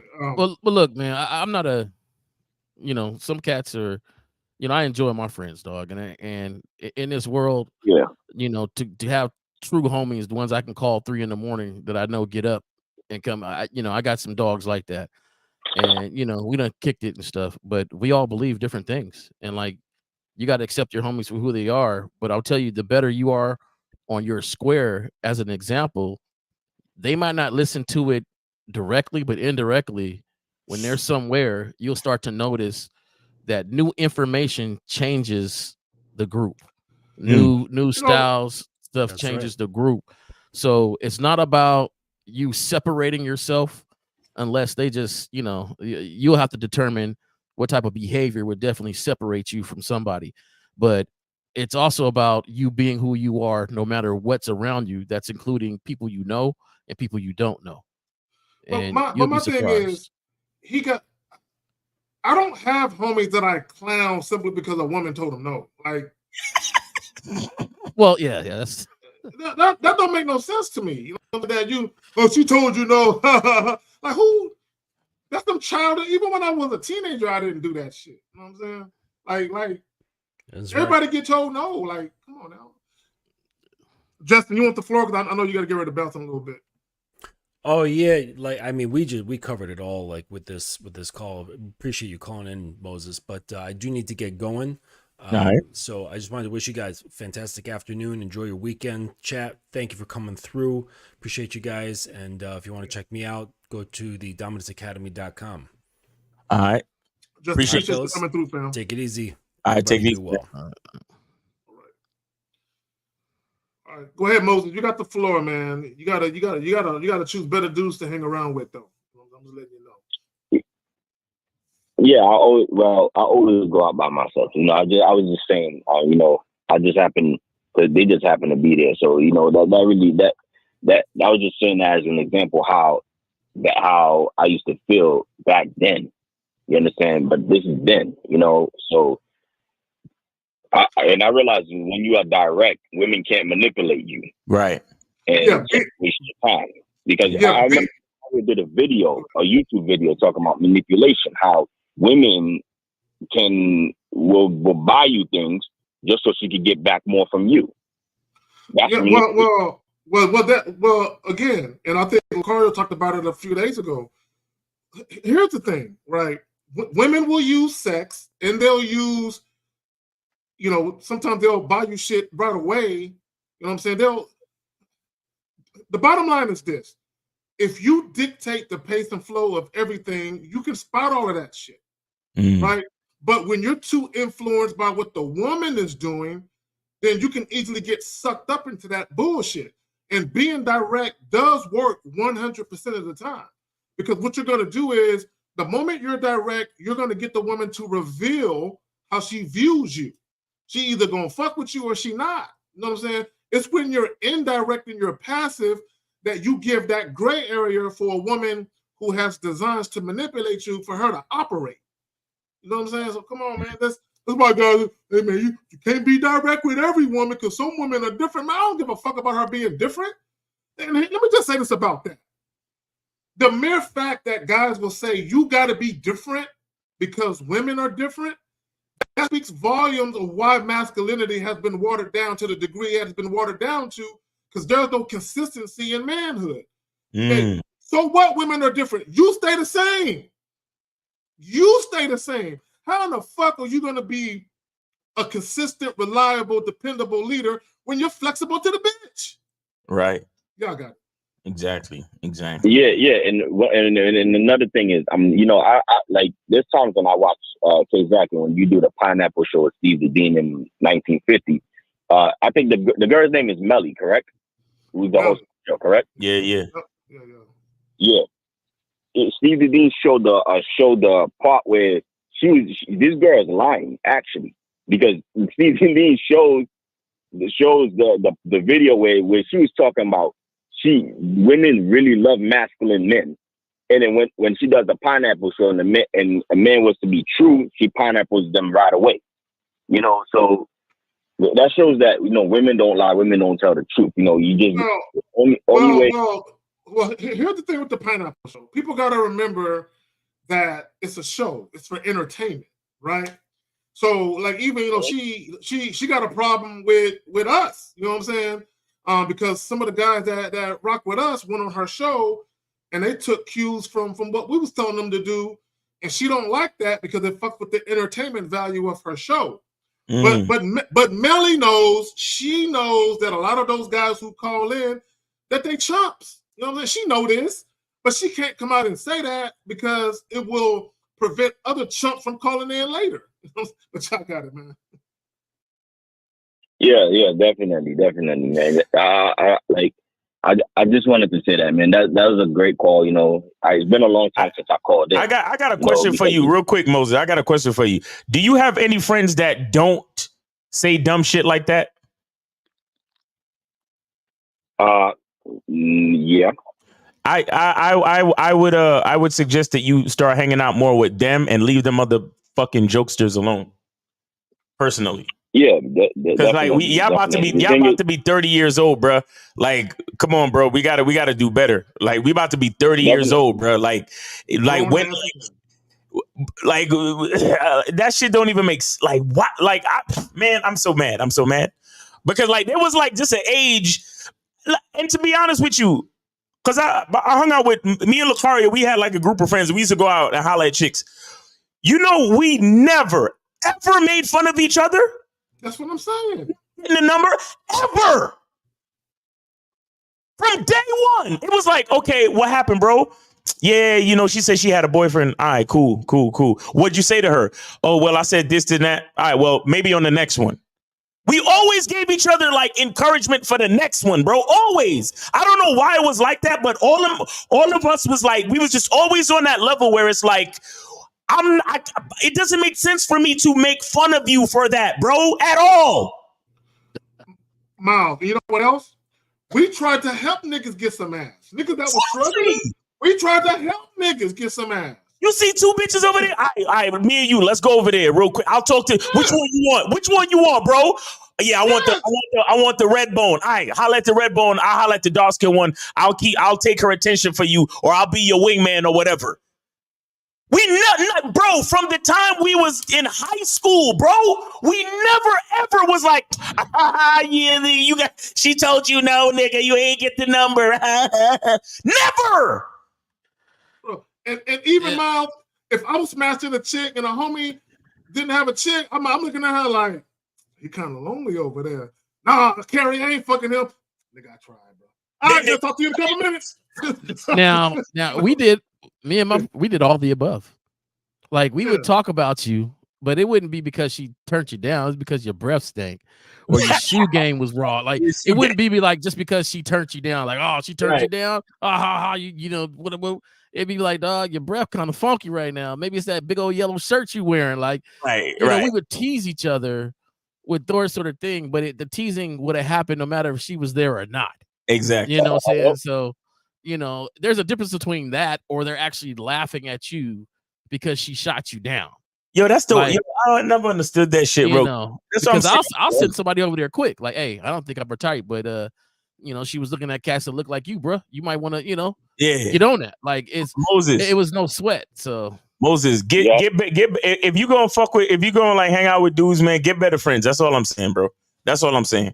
Cause y'all niggas too old for that shit, bro. Y'all niggas too old for that shit, bro. Miles, when I wanted to say this, I'm old. Like I said, they happen to be there. I don't go out to go get girls with them. You understand? They just happen to be at that spot. You're explaining yourself. I gotta. Don't do that. I got a problem with that though. But you know, my thing is like I got some true blues that, you know, when your boy was homeless, that let me sleep on the couch and, you know, let me do certain things. Like you got to recognize your homies. Now, some homies they're not mature in certain areas, but they cool in other areas. Right. So, you know, I will never diss my boy for life because he laughed at me for not getting at a chick. You know what I'm saying? For getting at a chick. But however, I do understand that the energy I want when I go out, maybe we're not rolling on that. We might catch a game together, but something like that, you got to start, you know, figuring yourself out. The thing is, I know myself. Yeah. So, you know, that's the only thing. That's the only thing. And because to me, it's not that serious. Like it's not, you know, my partner saying, oh, even if one of my partners did say she dissed you, it ain't that serious for me. Like I don't care what you say. Like, but also Moses. Moses, hold on real quick, Moses. He said you gotta go. All right, Moses. That's just me though. That's just me. You know. Yeah. Go ahead, y'all. You good on calls? Yeah, we good on calls. Y'all go ahead. Say what y'all was saying. Let me say this real quick, guys. Right, you know, I had partners. They wasn't really out there with the ladies like that. They wasn't. You know what I'm saying? They just wasn't. They didn't have it like that, right? So guys, for you young dudes that like to go out with your friends and shit, you got to recognize the type of dudes that maybe ain't quite like you. Maybe that's the buddy you go do the paintball thing with. And that's the homie you go shoot pool with and down a pitcher of beer with. But when it comes time to get ready to go holler at the ladies, that's not the homie you call. Exactly. Right? And I had to recognize and realize I had some good friends, but they were kind of socially awkward. So we kicked it and did other things. But with Friday, Saturday night, I went out with niggas that had the same mindset that I had. So Right. now it's cool if you got friends that, you know, they do a little bit of everything, but you might have some dudes, they just quite ain't like you a little bit. You know what I'm saying? Right. Don't hang out with them at night with the girls. That's the ones we used to help out. Like, hey, Yeah. you know, hey, but come on, man. You got a friend? You know, my dude, he quiet, but he nice, man. He cool. You know what I'm saying? Like we helped that cat out. Like that was us back in the day. The older us is like, hey, well, I'll see you in a minute. Like, hey, I'm going this way. Because we all drive separate cars to a place. Right. So we don't have to say, come on, because before we all in the car, we all in the group. Right. But you know, the older us is like, I'll meet you there. If things don't work out for me like it works out for you, then I'm just out. Like, you know, hey, have a good time. I'm out. So, you know, it's different, man. I just have a, you know, different loyalty to when it comes to, you know, friends that have proven their friendship. You know what I'm saying? It's not just given just because, you know, we've been rocking for years. It's been given because it's been shown. Right. Like, hey, these are some cats I can call. And they, you know, there's a time the call went out and I ain't never seen so many people show up with bats and guns and ready to rock. You know, so it's just like these are the cats. Right. So, yeah. you know. I just want guys to understand like real friendship, man, because a lot of these dudes' egos is already like fragile, right? A lot of these dudes is already lacking confidence. Like, let's be honest. That's why they call us, right? That's why they watch our videos, because they're already feeling a little bit unsure about their masculine identity, all these other things, right? So it's like, right. You got because like Jay Roman, y'all come from a certain ilk where it's like you'll roast a nigga, but it's kind of halfway constructive criticism. Right. And nobody else can roast them either, though. Exactly. Like somebody come in and be like, hold on, that's my, like, you know, why you dude? Hey, man, you don't know him. You don't know him right? like to be cracking on him like that, my nigga. Take it easy. Right. But when these guys call in, they just sound like they boys is just like getting at them just for the sake of getting at them. And I'm like, are those real friends? Like, come on, man. Like, what are y'all really talking about? Yeah, I think that the difference is the friendship was proven through years of work, though. It wasn't because we went to high school together, we cool. It wasn't because we went to the same neighborhood or in the same neighborhood, we're cool. It's that, you know, these are some reliable people that they know they can rely on me and I can rely on them. Right. That we've been through a whole bunch of situations, you know, where we had to be real with each other. Right. And that is constructive. Now, I know sometimes a difficult of a friendship group turning the maturity turn, right? Where you are ragging on each other and it's funny in junior high school, and you know, and then you turn to a more positive note, like, hey man, you can get that job. Hey, I just you know, go through this interview class, or hey, you know, this is where you're deficient at. Let me help you get better at this, so things will turn out better for you. And I think that makes it a good friendship group where there's a balance of that. And let me say this real quick. Guys, the call-in line is open, 919-647-9392. We ain't going to be here too much longer. 919-647-9392. If you have a question, put a Q in the chat followed by your question. Before posting your question, proofread that shit. You know what I'm saying? Please use Grammarly if you got to. You know what I'm saying? Download it on your PC. You know what I'm saying? But I do want to say this though before I stop talking about the friendship thing. But I do understand exactly where you're coming from, Mouse, because we have cut people that have not been positive, that's not been cool out the group. Yeah, like we don't associate them with, and that's sometimes that's what you have to do. You know what I'm saying, to live whatever the way you want to live. So, right. You know, real shit. All right, so let me plug the title again. The type of men women can easily manipulate. Be mindful of the message you convey to women. Guys, when you're conversating with women, I don't care if it's online, I don't care if it's via text, over the phone, or in person. How you interact, the words you choose to use, the topics of conversation you choose to engage in, says a lot about you. It conveys a message to women. Okay, whether or not you're a passive guy, assertive guy, whether or not you're the type of guy where you're a little too nice for your own good. Maybe you're a little naive and a little gullible, right? And I'm gonna tell you, when you're young, that shit might be cute to the chicks. Oh, he's a little wet behind the ears. When you get older, it ain't. You know what I'm saying? And if you deal with a woman who's very adept at deception and manipulation, bro, you're gonna get got, right? So a lot of you guys, man, this is why it's important that don't concern yourself with what women want or what they say they want. Right. Right. Whatever it is you want, whatever it is you're trying to do, convey that to the woman and let her respond to what you're trying to do. You know what I'm saying? I've never been used by a woman. Now, if all she wanted was my dick, then maybe I've been used. I don't know. But I've never been used, like for money and all that other shit. I've never been used. Right. Because here's the thing. Even with the spending of money, if you only spend money on women who earned it, you weren't used for it. It's kind of like a job. If you start a new job, they're not going to pay you up front, right? You have to provide, you have to produce.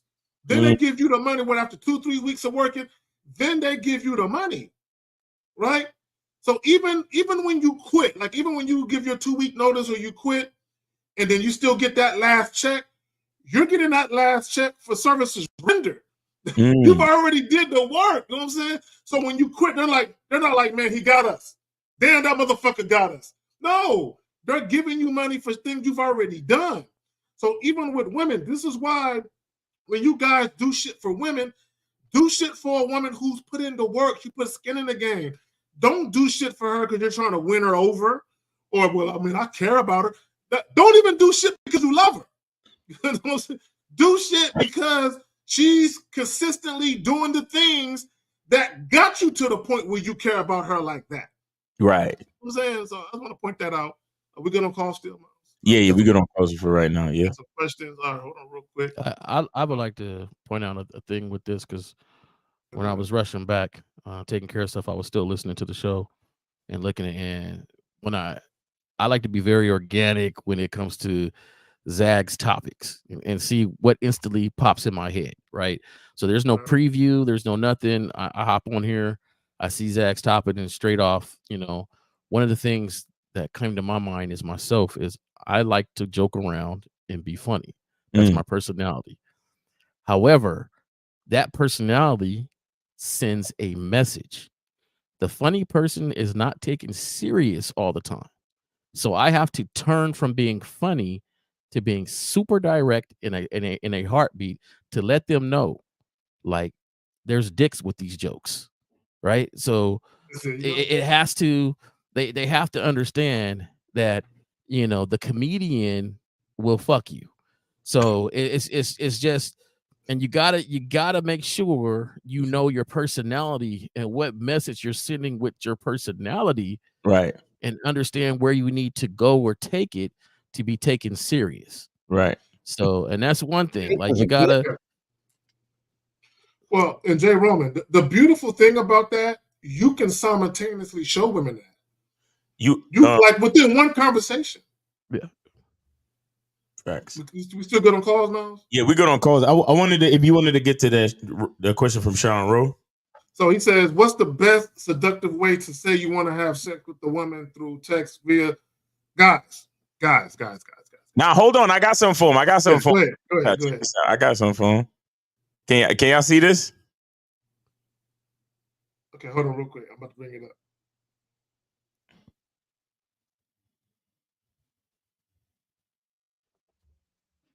Can you see it?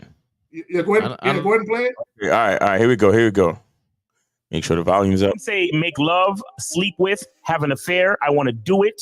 Have relations, fornicate, have coitus. I want to copulate. I would like to engage in sexual intercourse. I would love to mate. I would love to get laid. I want to hook up. Right. I want to hump. And for Southern people, you can say I want to hunch. You can say I want to get lucky. I want to get it on. Or for you New York niggas, I want to get it in. I want to take you to bed. I want to get busy. I want to be or get intimate. I want to go all the way. I want to hit a home run. I want to make babies. I want to I want to get some ass/booty. I want to fool around. I want to get down and dirty. I want to shag. I want to root. I want to sex you up. I want to ravish your body. I want to score. I want to put my P in your V. I want to screw. I want to bang. I want to bone. I want to nail. I want you to ride. I want to get nasty. I want to pound, and I want to give you a dicking. Hey, I mean, that's self-explanatory. I mean, I don't know what else to say. So Sean Rowe, this is what it boils down to. We all have our own unique personality, right? We can all be charming in our own unique way. So take your personality, take your own unique charm, marry those two together, and say some shit that's natural to you that you feel comfortable saying. Exactly. It's not, look, guys, either a woman is sexually attracted to you or not. The wording you choose to use is not really going to make that much of a difference. So, case in point, if you're talking to a woman who is not sexually attracted to you, if you choose to use the word "I want to have sex" instead of the word "I want to fuck," it's not going to change her mind. Right.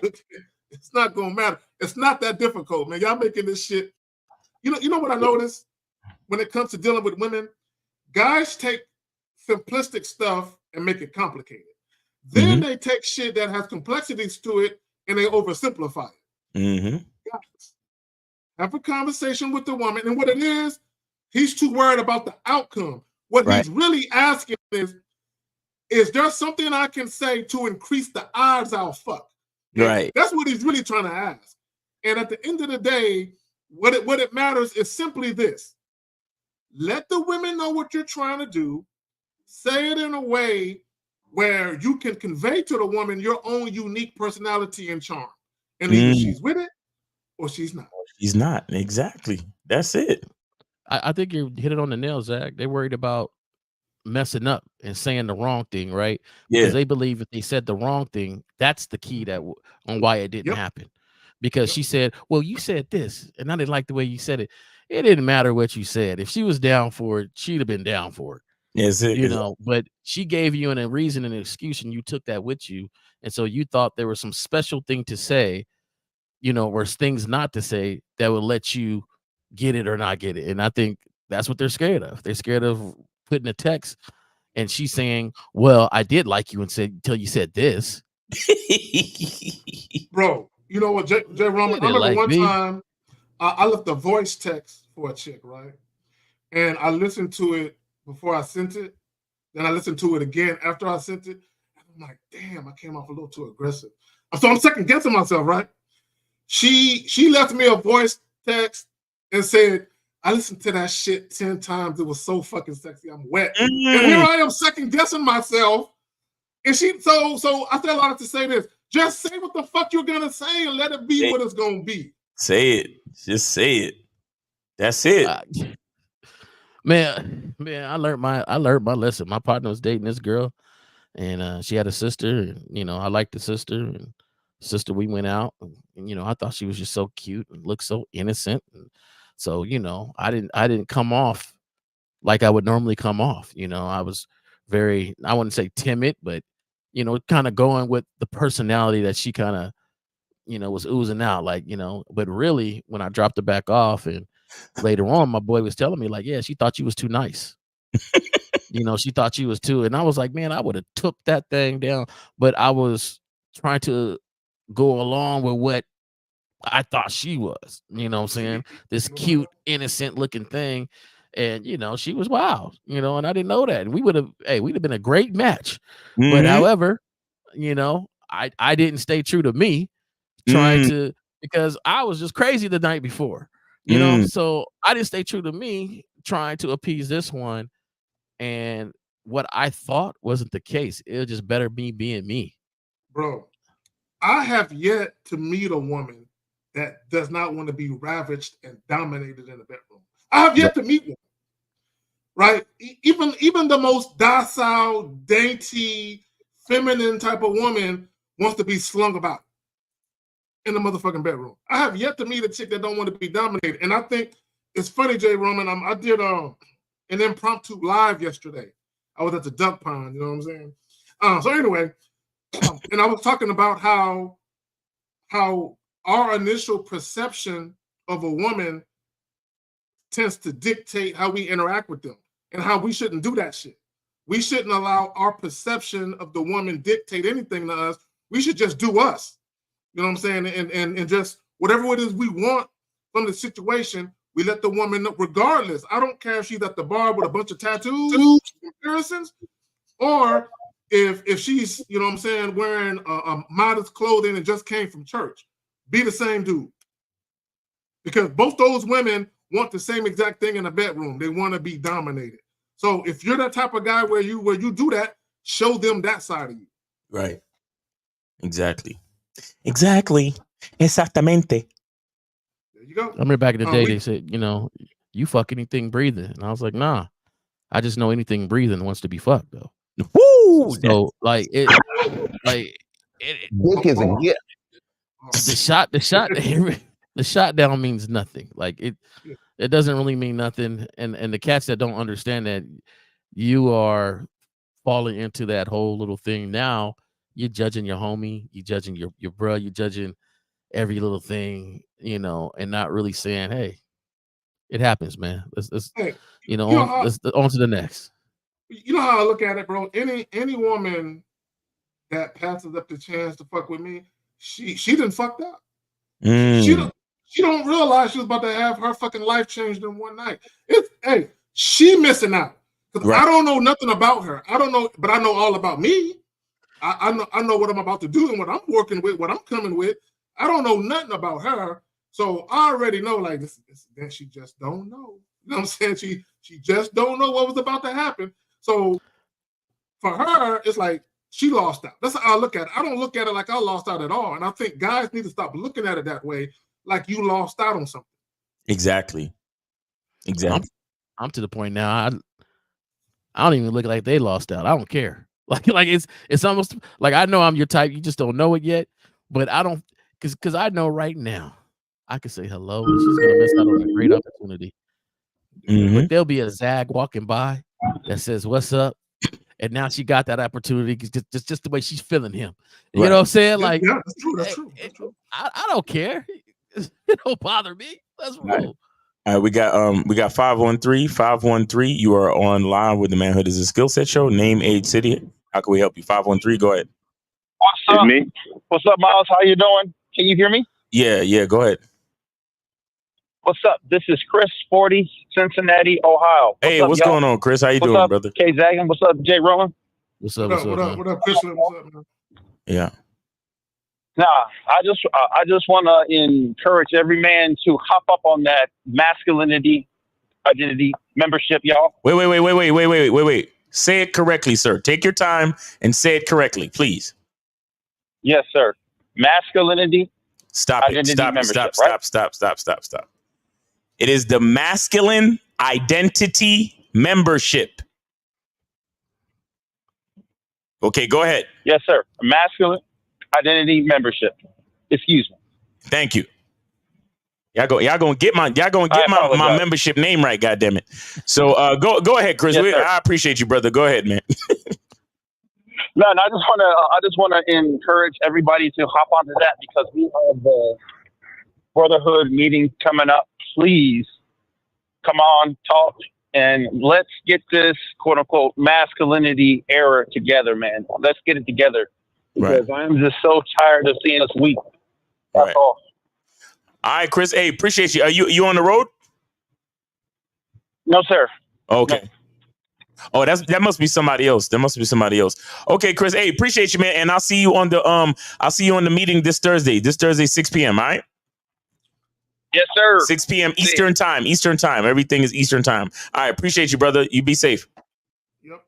Yes, sir. All right. Peace. Yeah. And for those that don't know what he's talking about, on the Masculine Identity Membership, I do it's a Zoom meeting every Thursday, 6 p.m. where only people that are on the membership, I'll send out the link, and people that are on the membership, they call in, we ask questions, and we discuss certain things about the membership, and and we discuss anything that's on our mind, and so we create like a brotherhood where you know, what you're going through at that moment, we can remedy it, and we could do it as a group, because, you know, sometimes it takes a little bit more support to really get things done. So for those of you that are on the Masculine Identity membership, that is a value that is a part of the membership. And right now we're doing a spring sale where you get the first 7 days of the membership for free. So go to masculineidentitymembership.com and sign up. You get the first 7 days for free, which will include being a part of the meeting this Thursday. All right.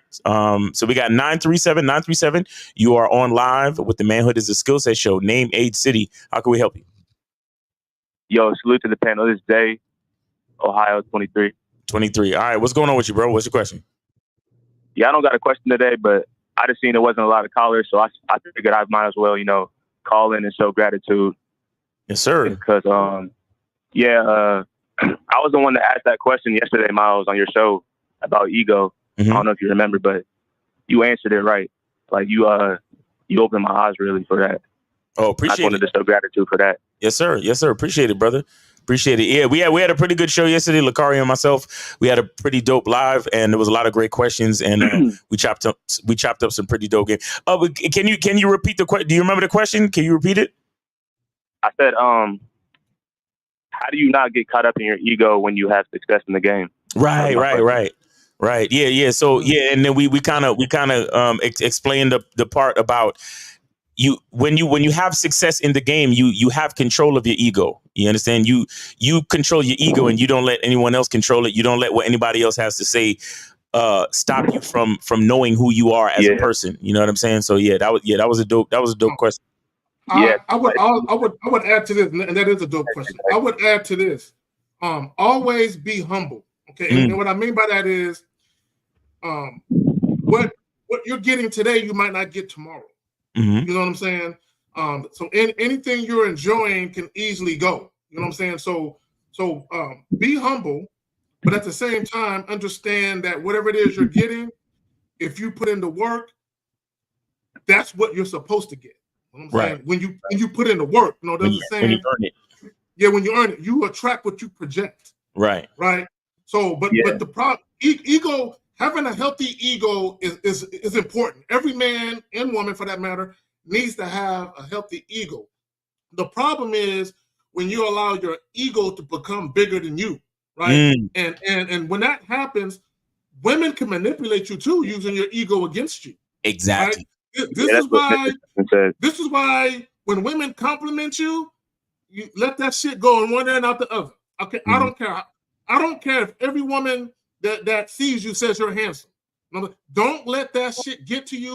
If women are telling you, oh, you're the best lover I've ever had, I never came so many times, your dick is the biggest. Don't let none of that shit get to you, because women who are very adept at deception and manipulation also know how to use that, you know what I'm saying, to manipulate you as well.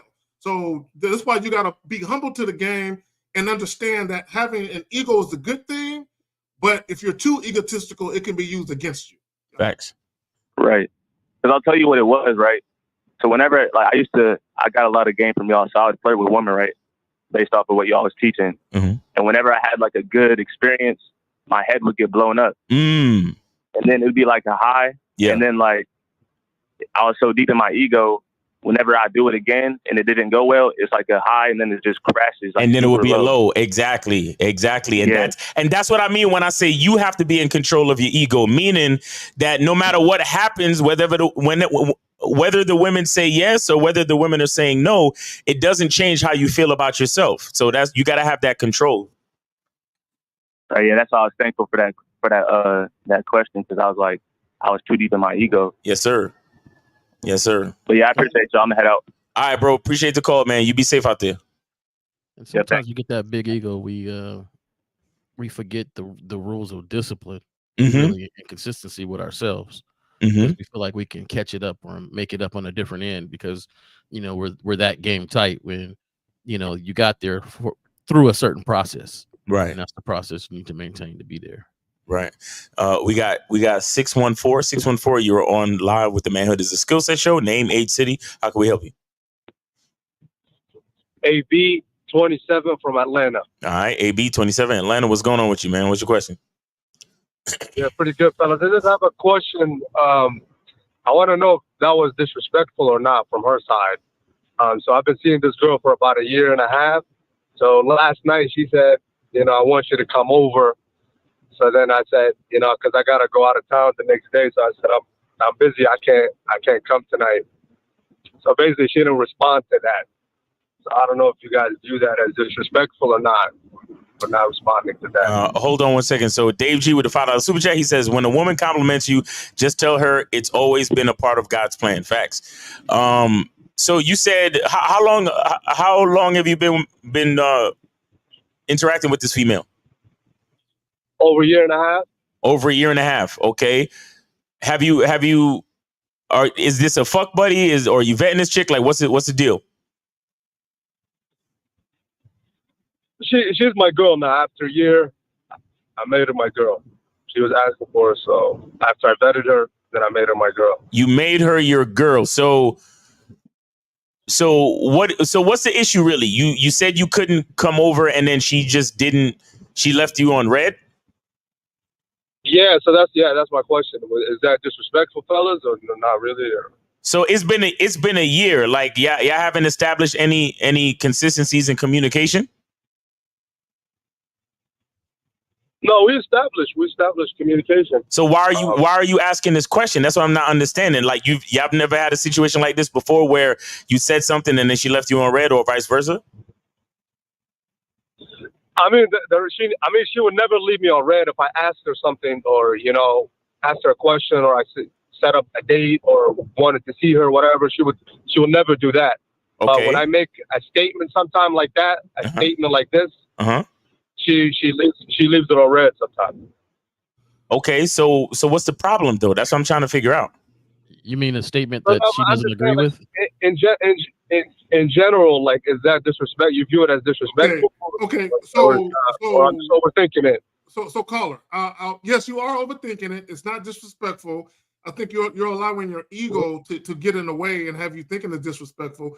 Now, it could be the reason why she didn't respond, because you said no. There's nothing to respond to. She wanted you to come over. You said no. There's nothing to respond to. And it could be that she's disappointed. Look, let me tell you guys something. Sometimes women get disappointed in certain things and they don't respond because they don't want to come across like they're nagging. So they just don't respond. So she could be disappointed that you didn't want to come through. And she said, you know what? I don't have anything, positive to say about him telling me no. So I'm just not going to respond at all. It wasn't a question, all right? You made an answer. You answered? Yep. So in the past, these are all like answers that she just didn't respond to the answer. Yes, exactly. Oh, okay. Well, she likes to pout, and that's how she likes to pout. But if you didn't ask a question, then why would she need to respond, bro? Yeah, fellas, that's why I'm getting you guys their opinion, man. Honestly, that's why I'm asking. But I would tell you this though. You're in a relationship with somebody. You're about to leave town. You know she's going to want some time before you go, right? Well, is he in a relationship with her, or is he just fucking? Yeah, he said this is a relationship now. This is a relationship. That's what he says.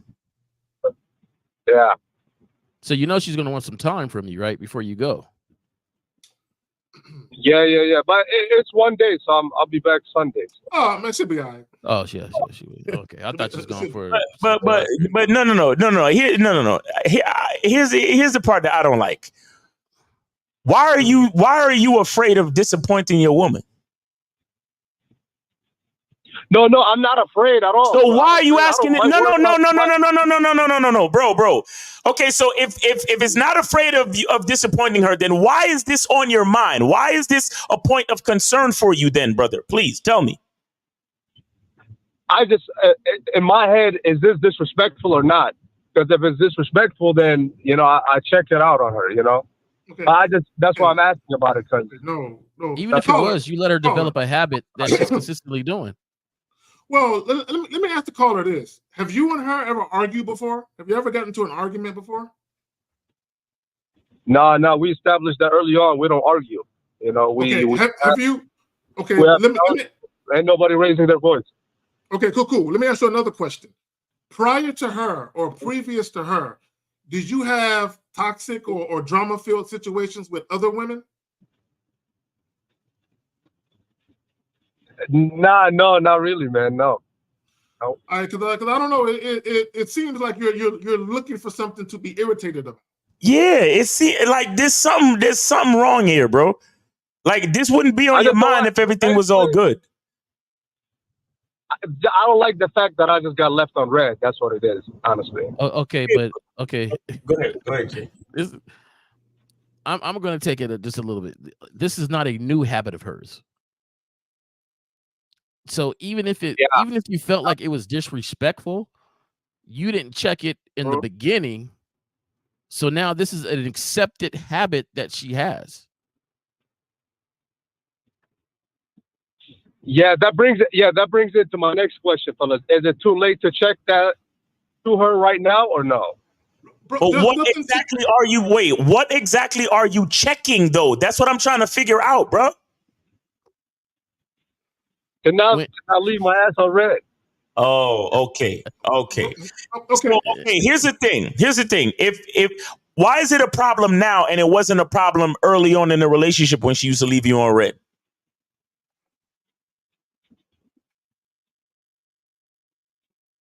Yeah, I don't know about it. And then my follow-up question is this, because when we're training people how to deal with us, you can't just tell them what's bad. You have to give them the suitable action as well. So you can't just be like, well, don't do this. You got to say, listen, when this happens, I need you to do this. So what would you rather her do? Like what could have been, what could she have responded or said or done to make you feel better about the situation? She would have said, okay, have a safe trip and good luck with work. That's what it really is. It's not that she left you on red. She didn't give you any words of affirmation.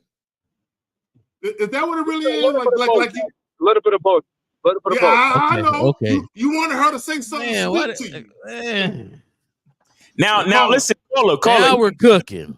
Here's the thing, caller. You see, this is what I talk about when we talk about the vetting process and setting consistencies. Because when I'm about to go on the road, or when I'm about to take a trip, or when my woman is about to take a trip, we always have a point where we discuss or at least bestow upon each other travel mercies. Do you understand that? Okay. See, that's something that you didn't set for your relationship. This is what we're talking about. I need to tell her to give me a word of affirmation. Like no. You're not listening, bro. You're not listening.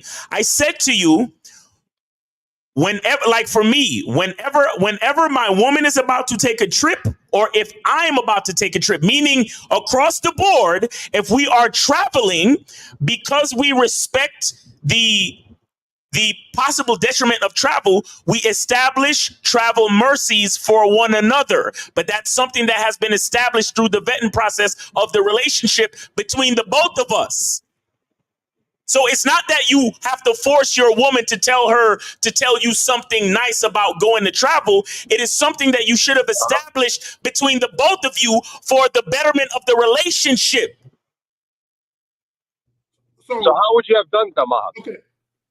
Caller, let me ask you a question.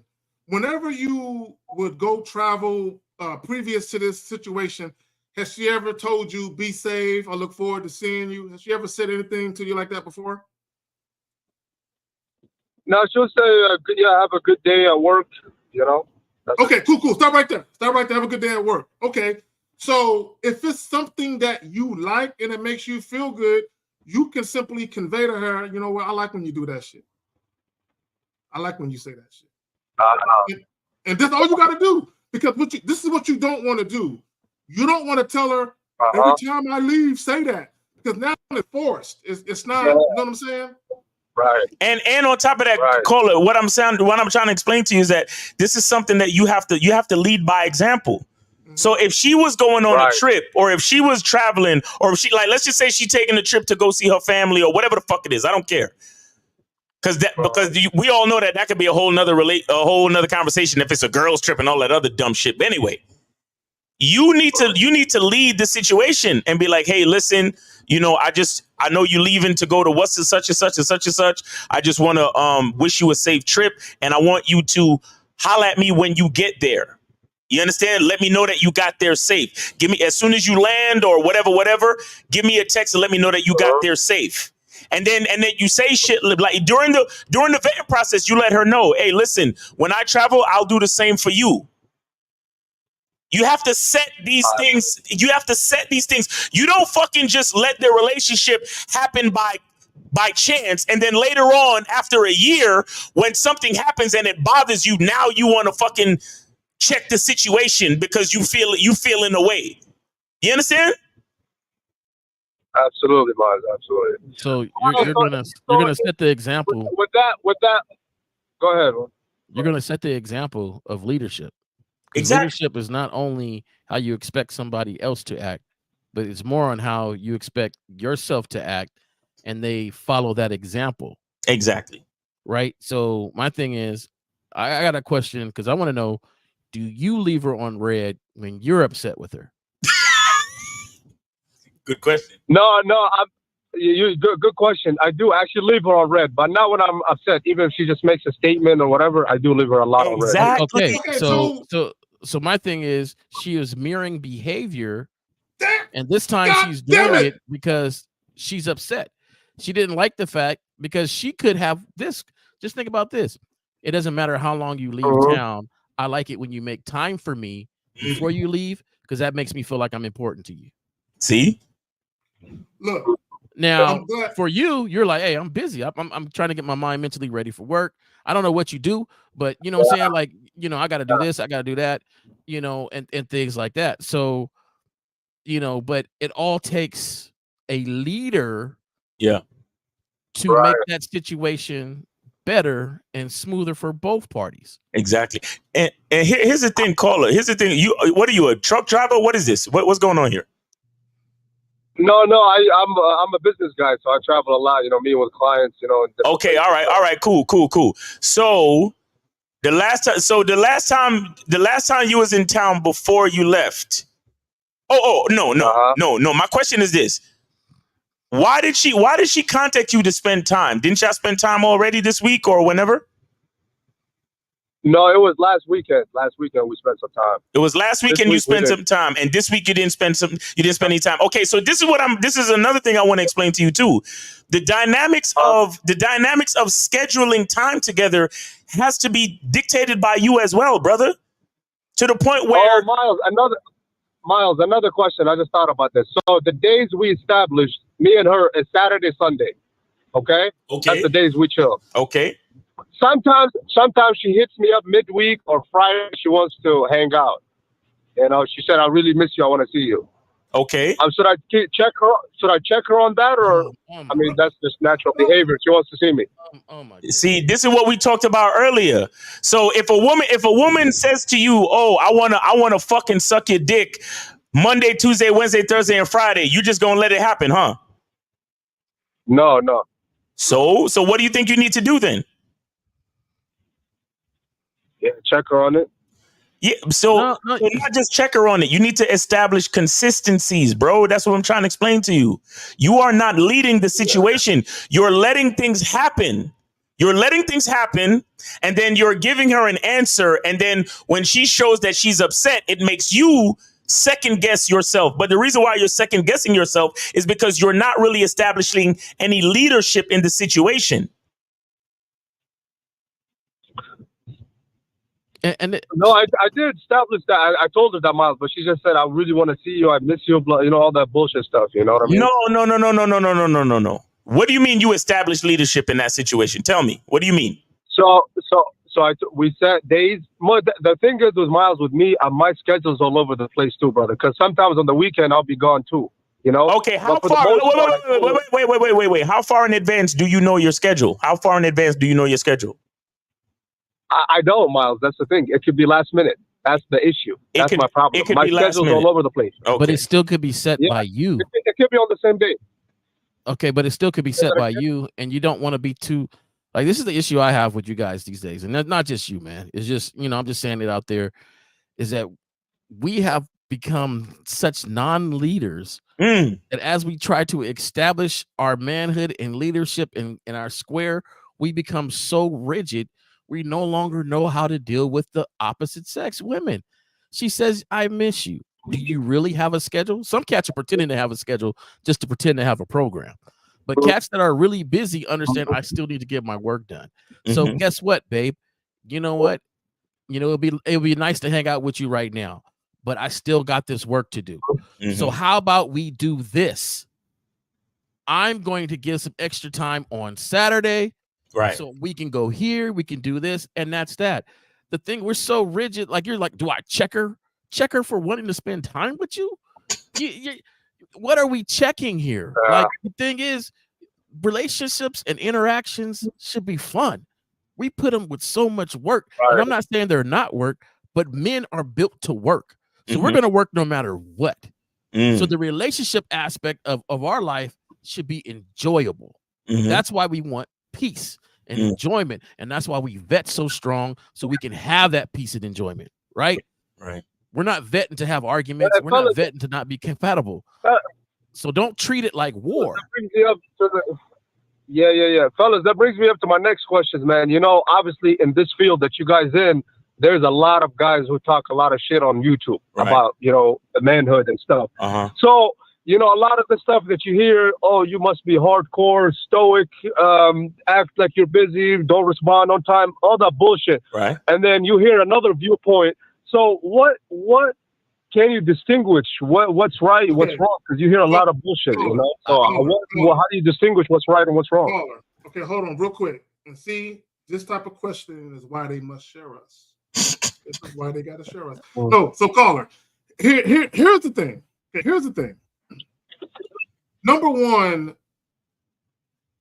don't allow what you hear on the internet fuck with your situation if you have a situation that's working for you. The problem with a lot of guys that's getting a lot of information is they're too caught up in one, not only getting some pussy, but holding on to women. So they're trying to figure out, how can I increase the odds that she'll have sex with me? And if I am dealing with a woman, how can I increase the chances that she'll never leave me? Guys are too worried about shit they can't control. The bottom line is this. As a man, right? This is why you got the masculineidentitymembership.com. We're talking about manhood as a skill set. The bottom line is this. As a man, what type of life do you want? What type of experiences do you want with women, right? And you should be doing things that are conducive to your bottom line, regardless of what the fuck you're hearing on the internet, right? See, a lot of guys, they're trying to fake it. They're trying to do things that they think women want. Fuck what women want.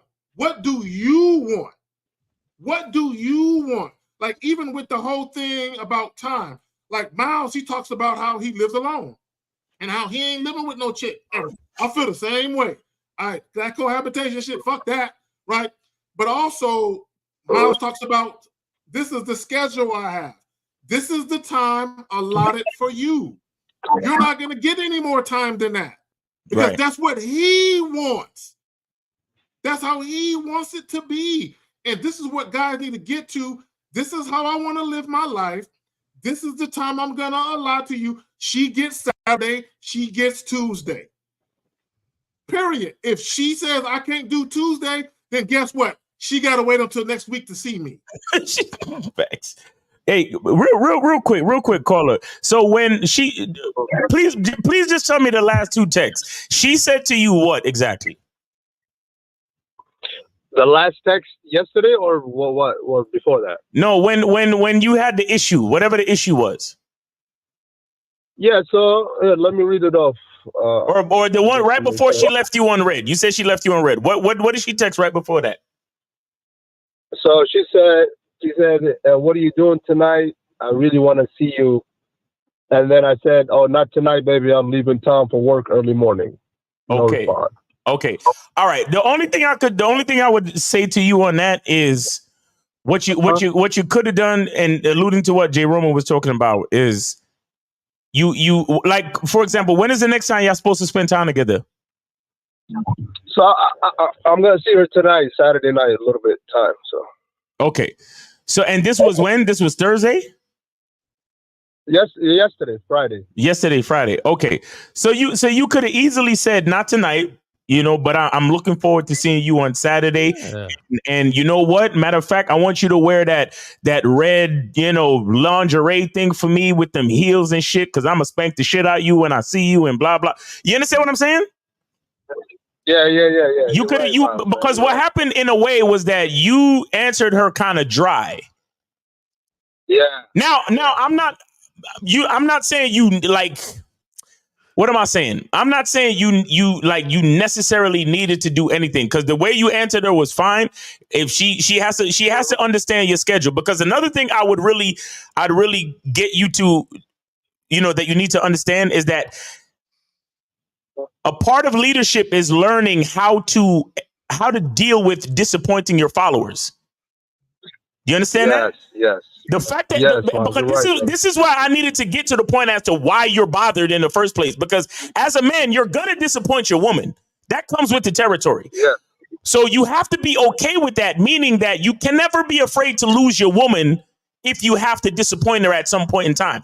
And again, not saying that you did something wrong, but you still have to disappoint her based on the time allotted and certain other things. You get what I'm saying?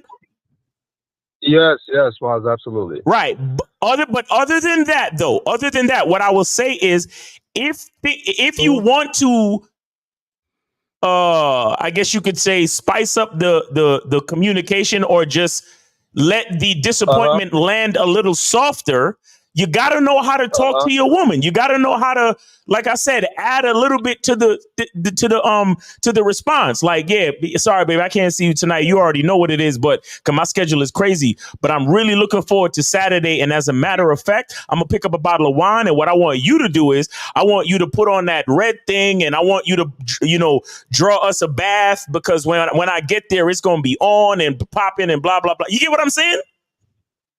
You're right, Maz, man. You're right, bro. You got to know how to communicate to your woman, where even when you're disappointing her, you know how to let her down in a certain type of way where she's actually looking forward to the next time she sees you. Yeah, because that disappointment led to her texting you about the excitement of seeing you. Well, also, like, even if you cohabitate with your woman and you're married, you still need to give a scheduled time where you guys spend time together. Exactly. Where you say, every Friday is date night, or or whatever it is. Now, if you guys don't live together, or even if you do live together, you might say, you know what?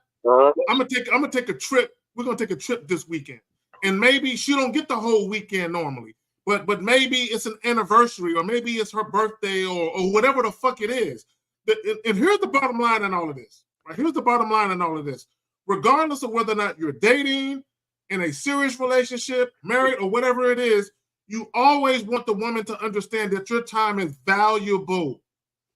You never want her to lose sight of the fact that your time is valuable.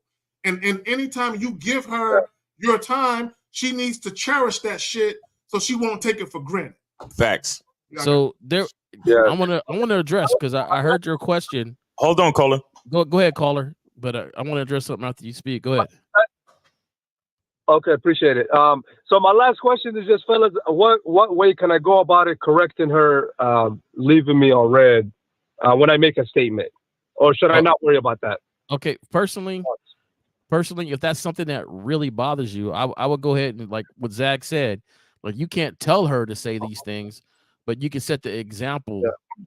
And if it really bothers you, I don't believe in being silent about anything, but you can lead the example on that. But I don't think, truthfully, if it stopped her from doing the things you wanted her to do, then that's an issue. But her being upset is not an issue to me. Like, you don't want to talk to me right now, you want to pout, so what? Like, I'm gonna go, I'm gonna work, I'm coming over tonight. You're not saying no, don't come over. You're not, not speaking to me or nothing like that. Maybe you needed that moment, You know, because you're upset, and that's that. I would Me personally. recommend. I would recommend that you not say no shit like, when you leave me on red, it makes me feel some type of way. You know, I would really like if you would tell me you miss me. No. What you can do is when you miss her and you really do, tell her that. When she tells you, hey, I'm going out with the girls, you can tell her, hey, be safe. You know what I'm saying? I don't want nothing to happen to you. Make sure you come back home safe. I look forward to seeing you tomorrow, baby. You know, if that's how you feel, text that shit to her. And she might be like, oh, he never says that. Oh, little Snookums. She might give you a new nickname and shit. You know what I'm saying? I'm just saying. Okay, you know, all joking aside, if you feel a certain way and like, you know, she going out with her girls or she taking this trip, you can tell her, hey, be safe. I want you to come back home safe to me. You know what I'm saying? I want you to return safe to me. Tell her that, and that might compel her to do the same shit to you because she actually feel like, oh, he does give a fuck. Yeah. I'm a big believer in whatever behavior that you want her to display, you should be displaying it as a leader. Do unto others you have do unto you. When you're upset with her and she texts you a message and you leave it on red because you're busy, because, you know, I'm not saying stop being busy and whatever just to answer this message, but then you respond back later on, you know, say, hey, I'm able to get to your message right now, blah, blah, blah, you know, and she goes, oh, I know he was mad at me, but he still responded back. See, a lot of times the women in our lives will mirror the behavior that we have because we influence them no matter what. So that's the thing. So you got to understand, a lot of times you're really mad at your own behaviors being reflected back. Exactly. Through who you were in charge with. So, you know, that's it. Because you leave her on red. You leave her on red. And then so she's like, well, I guess that's how we communicate. And now that she's leaving you on red, now you got a problem. So, but I want to address something that you said earlier, what to listen to, because you said that, you know, there's some of these guys that are like, you know, be busy or don't pick up, don't see you all the time and things like that. I was not saying don't be busy, but if you're going to be busy, be real with your being busy. Right. Improve yourself. Do something for yourself. Right. Spend time with yourself. Get to know yourself. Like just don't be sitting there, man, the guys told me not to pick up, so I'm not picking up. Click. Right. That's not the full part of the message. Yeah. And don't play games with women. Right. See, caller, you have to understand something. Because like you said, your schedule is crazy where it could be the same day or whatever. That's fine. So you still have to make the choices for yourself. You understand what I'm saying? But with that being said, you still have to learn some way, somehow to develop some type of consistency, either with your schedule, time management, and communication, or all three, because that's what you're really having issues with. And on top of that, another thing I'll say, okay, so one lesson is to be confident in disappointing your woman. Okay. Learn if you want to create better consistencies with communication, then learn how to spice up the communication and don't be leaving her on red. Show her that leaving each other on red is not where it's at by your leadership. Yeah. Oh, okay. And the other thing is, fuck, I think I lost it. The other thing is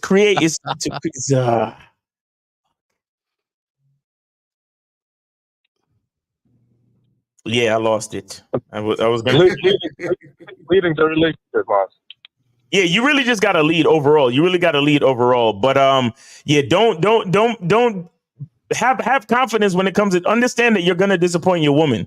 You're going to disappoint your woman. Don't ever be afraid of disappointing your woman, because we're all human. And if she, if in the back of your mind you're afraid to lose your bitch, that's you already lost her.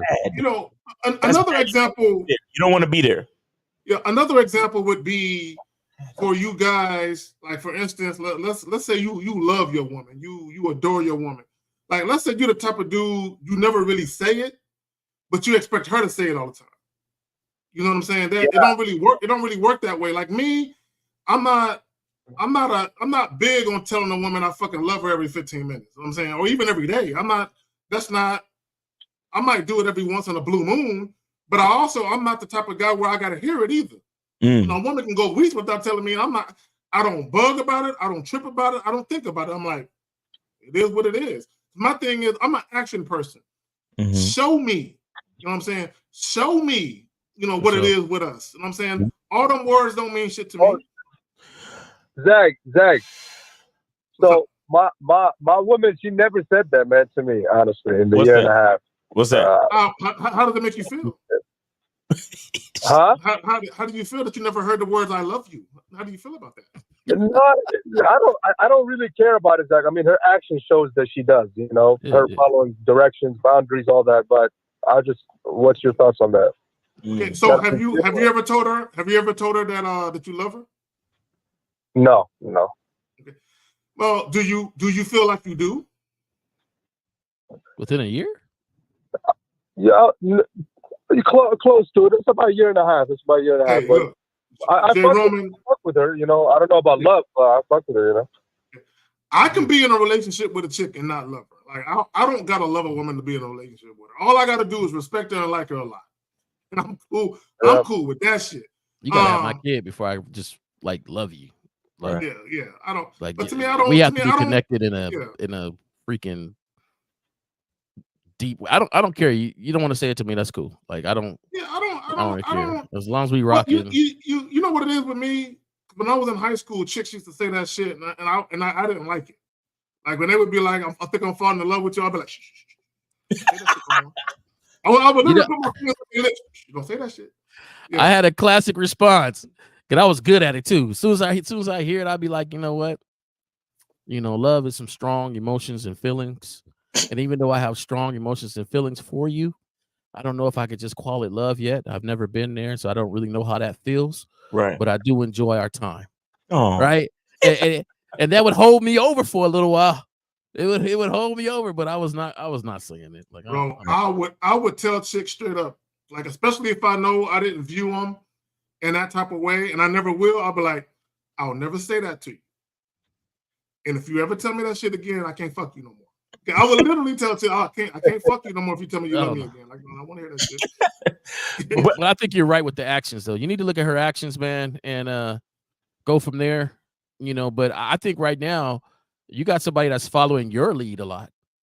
It seems like she's following your lead with your schedule. She's following your lead on how, you know, you guys communicate with each other, and you know, you got to see where you're leading this relationship. And the thing is, you know, the best way for you to lead is to be honest with yourself on what you want and where you want to go. Yeah. And it seems like, you know, you're kind of doing that. And with the time thing, like part of you disappointing her is what's actually making her excited to see you. Exactly. And that's the thing a lot of guys don't understand is and it's not that you are doing it on purpose just for that reaction. It's just that you are busy not only with work but with yourself, and that's how it should be. See, and this is a moment where I want to show guys where, you know, because they always talk about like creating mystery and, you know, understanding how to be spontaneous in a relationship. And the emotional highs and lows that a woman wants to feel. This is how it happens naturally. This right here is how you become the asshole and the bad boy and the good man that she wants all in one. Do you understand what I'm saying to you, caller? This is why you can't be afraid to disappoint her from time to time. And again, not because you're going out of your way to fuck up or make mistakes, but because life comes up.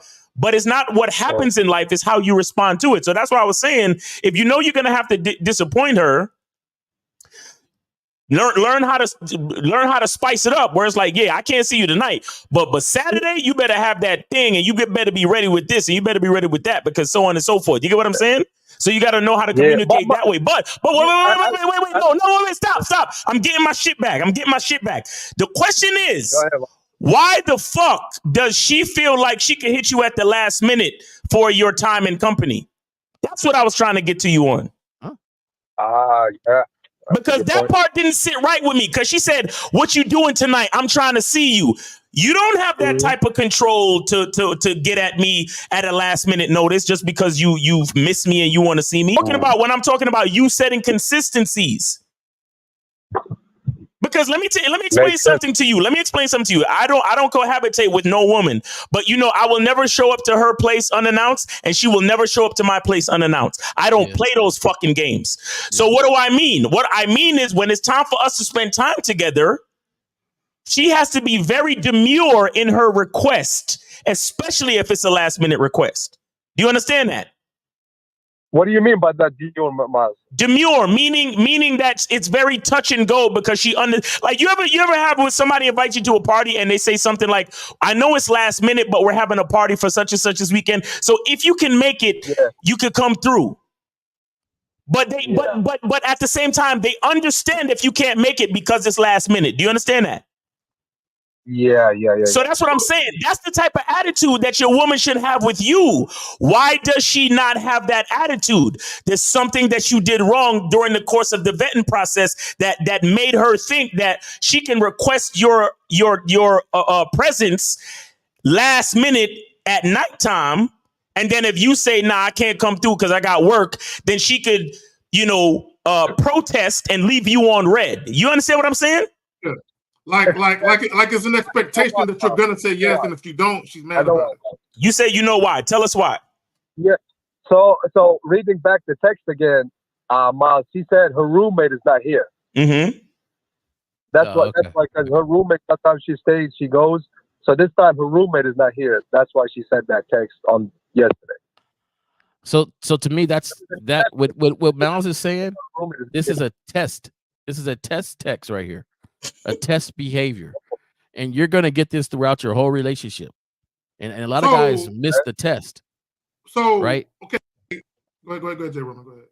Because her asking, you could ask anything, right? Understand the consequences of the ask, and understand the test, though. So what Miles is saying is, okay, here's the test. I'm going to ask you something I don't normally ask you. Right. I feel like I'm at a point where I can ask you, and then it's your job to say, "Hey, we're still going to stick with the same program." I would love to see you. However, I'm going out of town early in the morning. I got to take care of this business, but you make sure you do your stretches for Saturday night. Exactly. You know what I'm saying? You make sure you choose. I used to tell, "Hey, chew some, what's that hard bubble gum? Chew some." I used to tell you to the bubble gum. You chew your bubble. Oh, the squares. Yeah. Get your jaws right. Yeah, get your jaws strong. The bubblicious. The bubblicious. Bubblicious. Yeah, be like, hey, chew your bubblicious and do your stretches. But the thing is, and the reason why I said I hate the rigidness is that it's almost like you can't joke with your woman anymore. You don't. You can't. You got to be so harsh with things. You don't have to always say a harsh no. Right. Because you're setting the tone for the relationship. That's fun too. Like, oh yeah, he can't see me, but girl, look what he wrote. Chew my bubble gum, or real quick. We're in overtime. Caller, do you got any okay. responses to anything being said, or that has been said? Say that again, Zaggy. Do you have any response to anything that has been said thus far?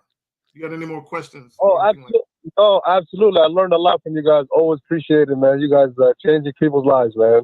All right, man. I appreciate you. And if you need more clarity, just hit the playback because I think we explained everything thoroughly enough. Yeah.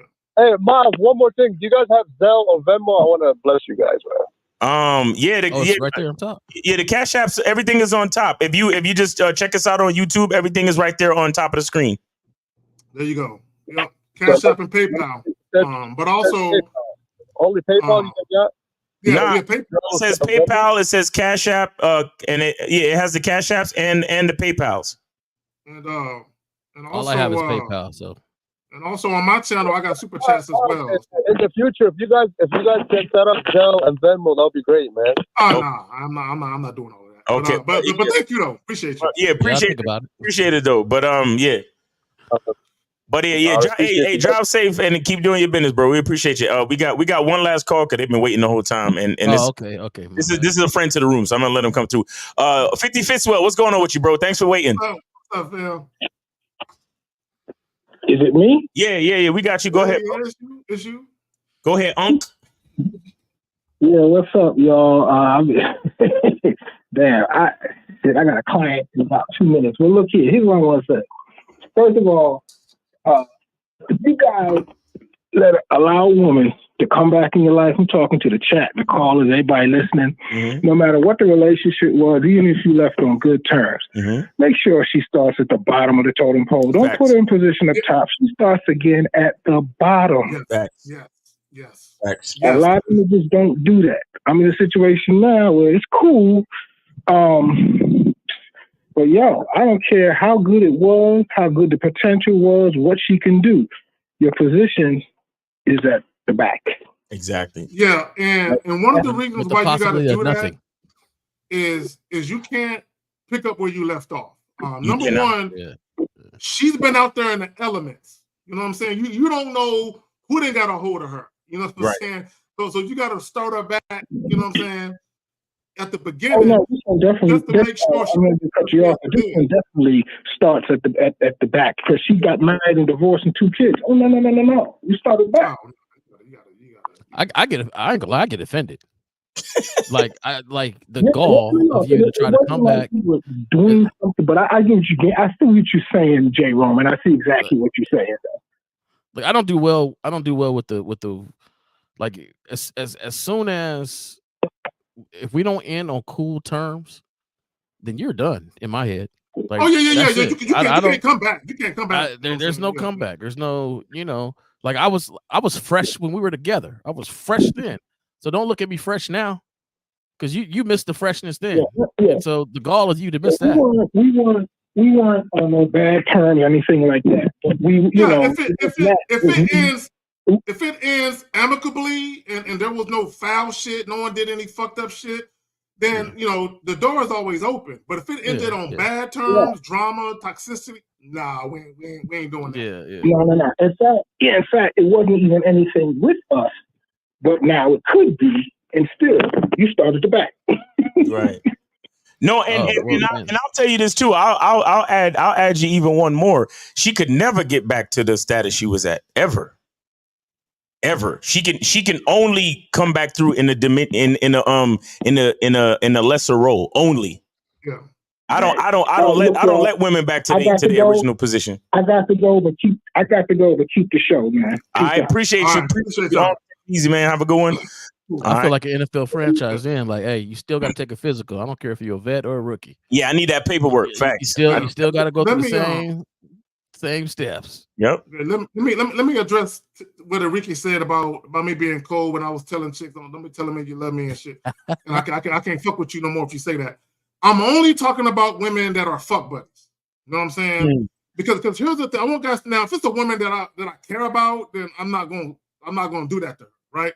But if it's a woman I'm just fucking and I know for a fact she can never be anything more than that, I'm not going to let her do that. You know what I'm saying? And the reason why, this is what leadership is about. This is what guys got to understand.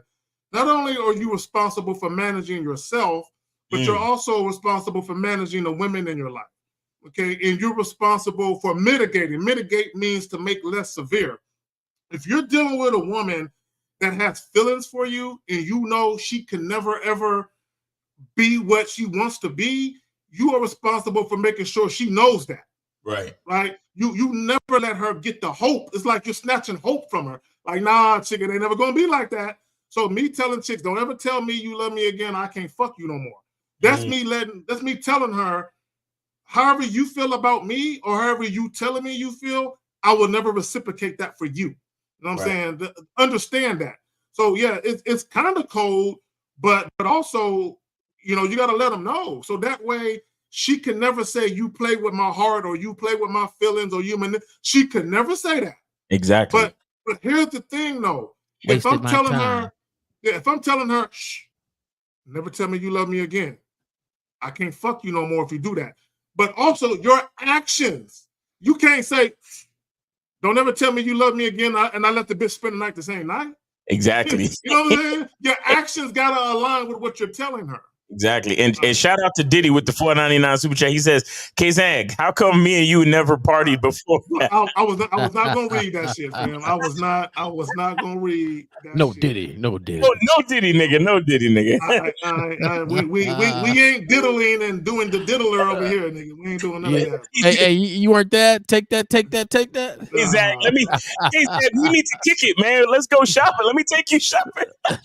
Yo, when I heard 50 Cent talk about that shit, I'm like, that is weird for another grown man to say, let me take you to spend some money on you. Shopping. It's like, what? Like, yo, we should go shopping. I'll pay for it. What? Nah, I'm good, bro. I'm a millionaire too, nigga. Don't ew, that's crazy. Yeah, bro. I'm good. It's like you trying on clothes by the nigga waiting for you. Yeah, I like that one. I like that outfit. Yo, you bought a 360 for the nigga. Is that what rich niggas do? You know, I would never ask none of y'all niggas to go shopping. Never. Never. And if you told me, hey bro, Zach, how I'm this going to the look? mall, I'm going to the mall to buy some new outfits, nigga. Come with me. I'm like, come with you for what, nigga? Like, why would you? I wouldn't, nigga. That's some weird ass shit. Cause what? Hey, you think this color look good on me?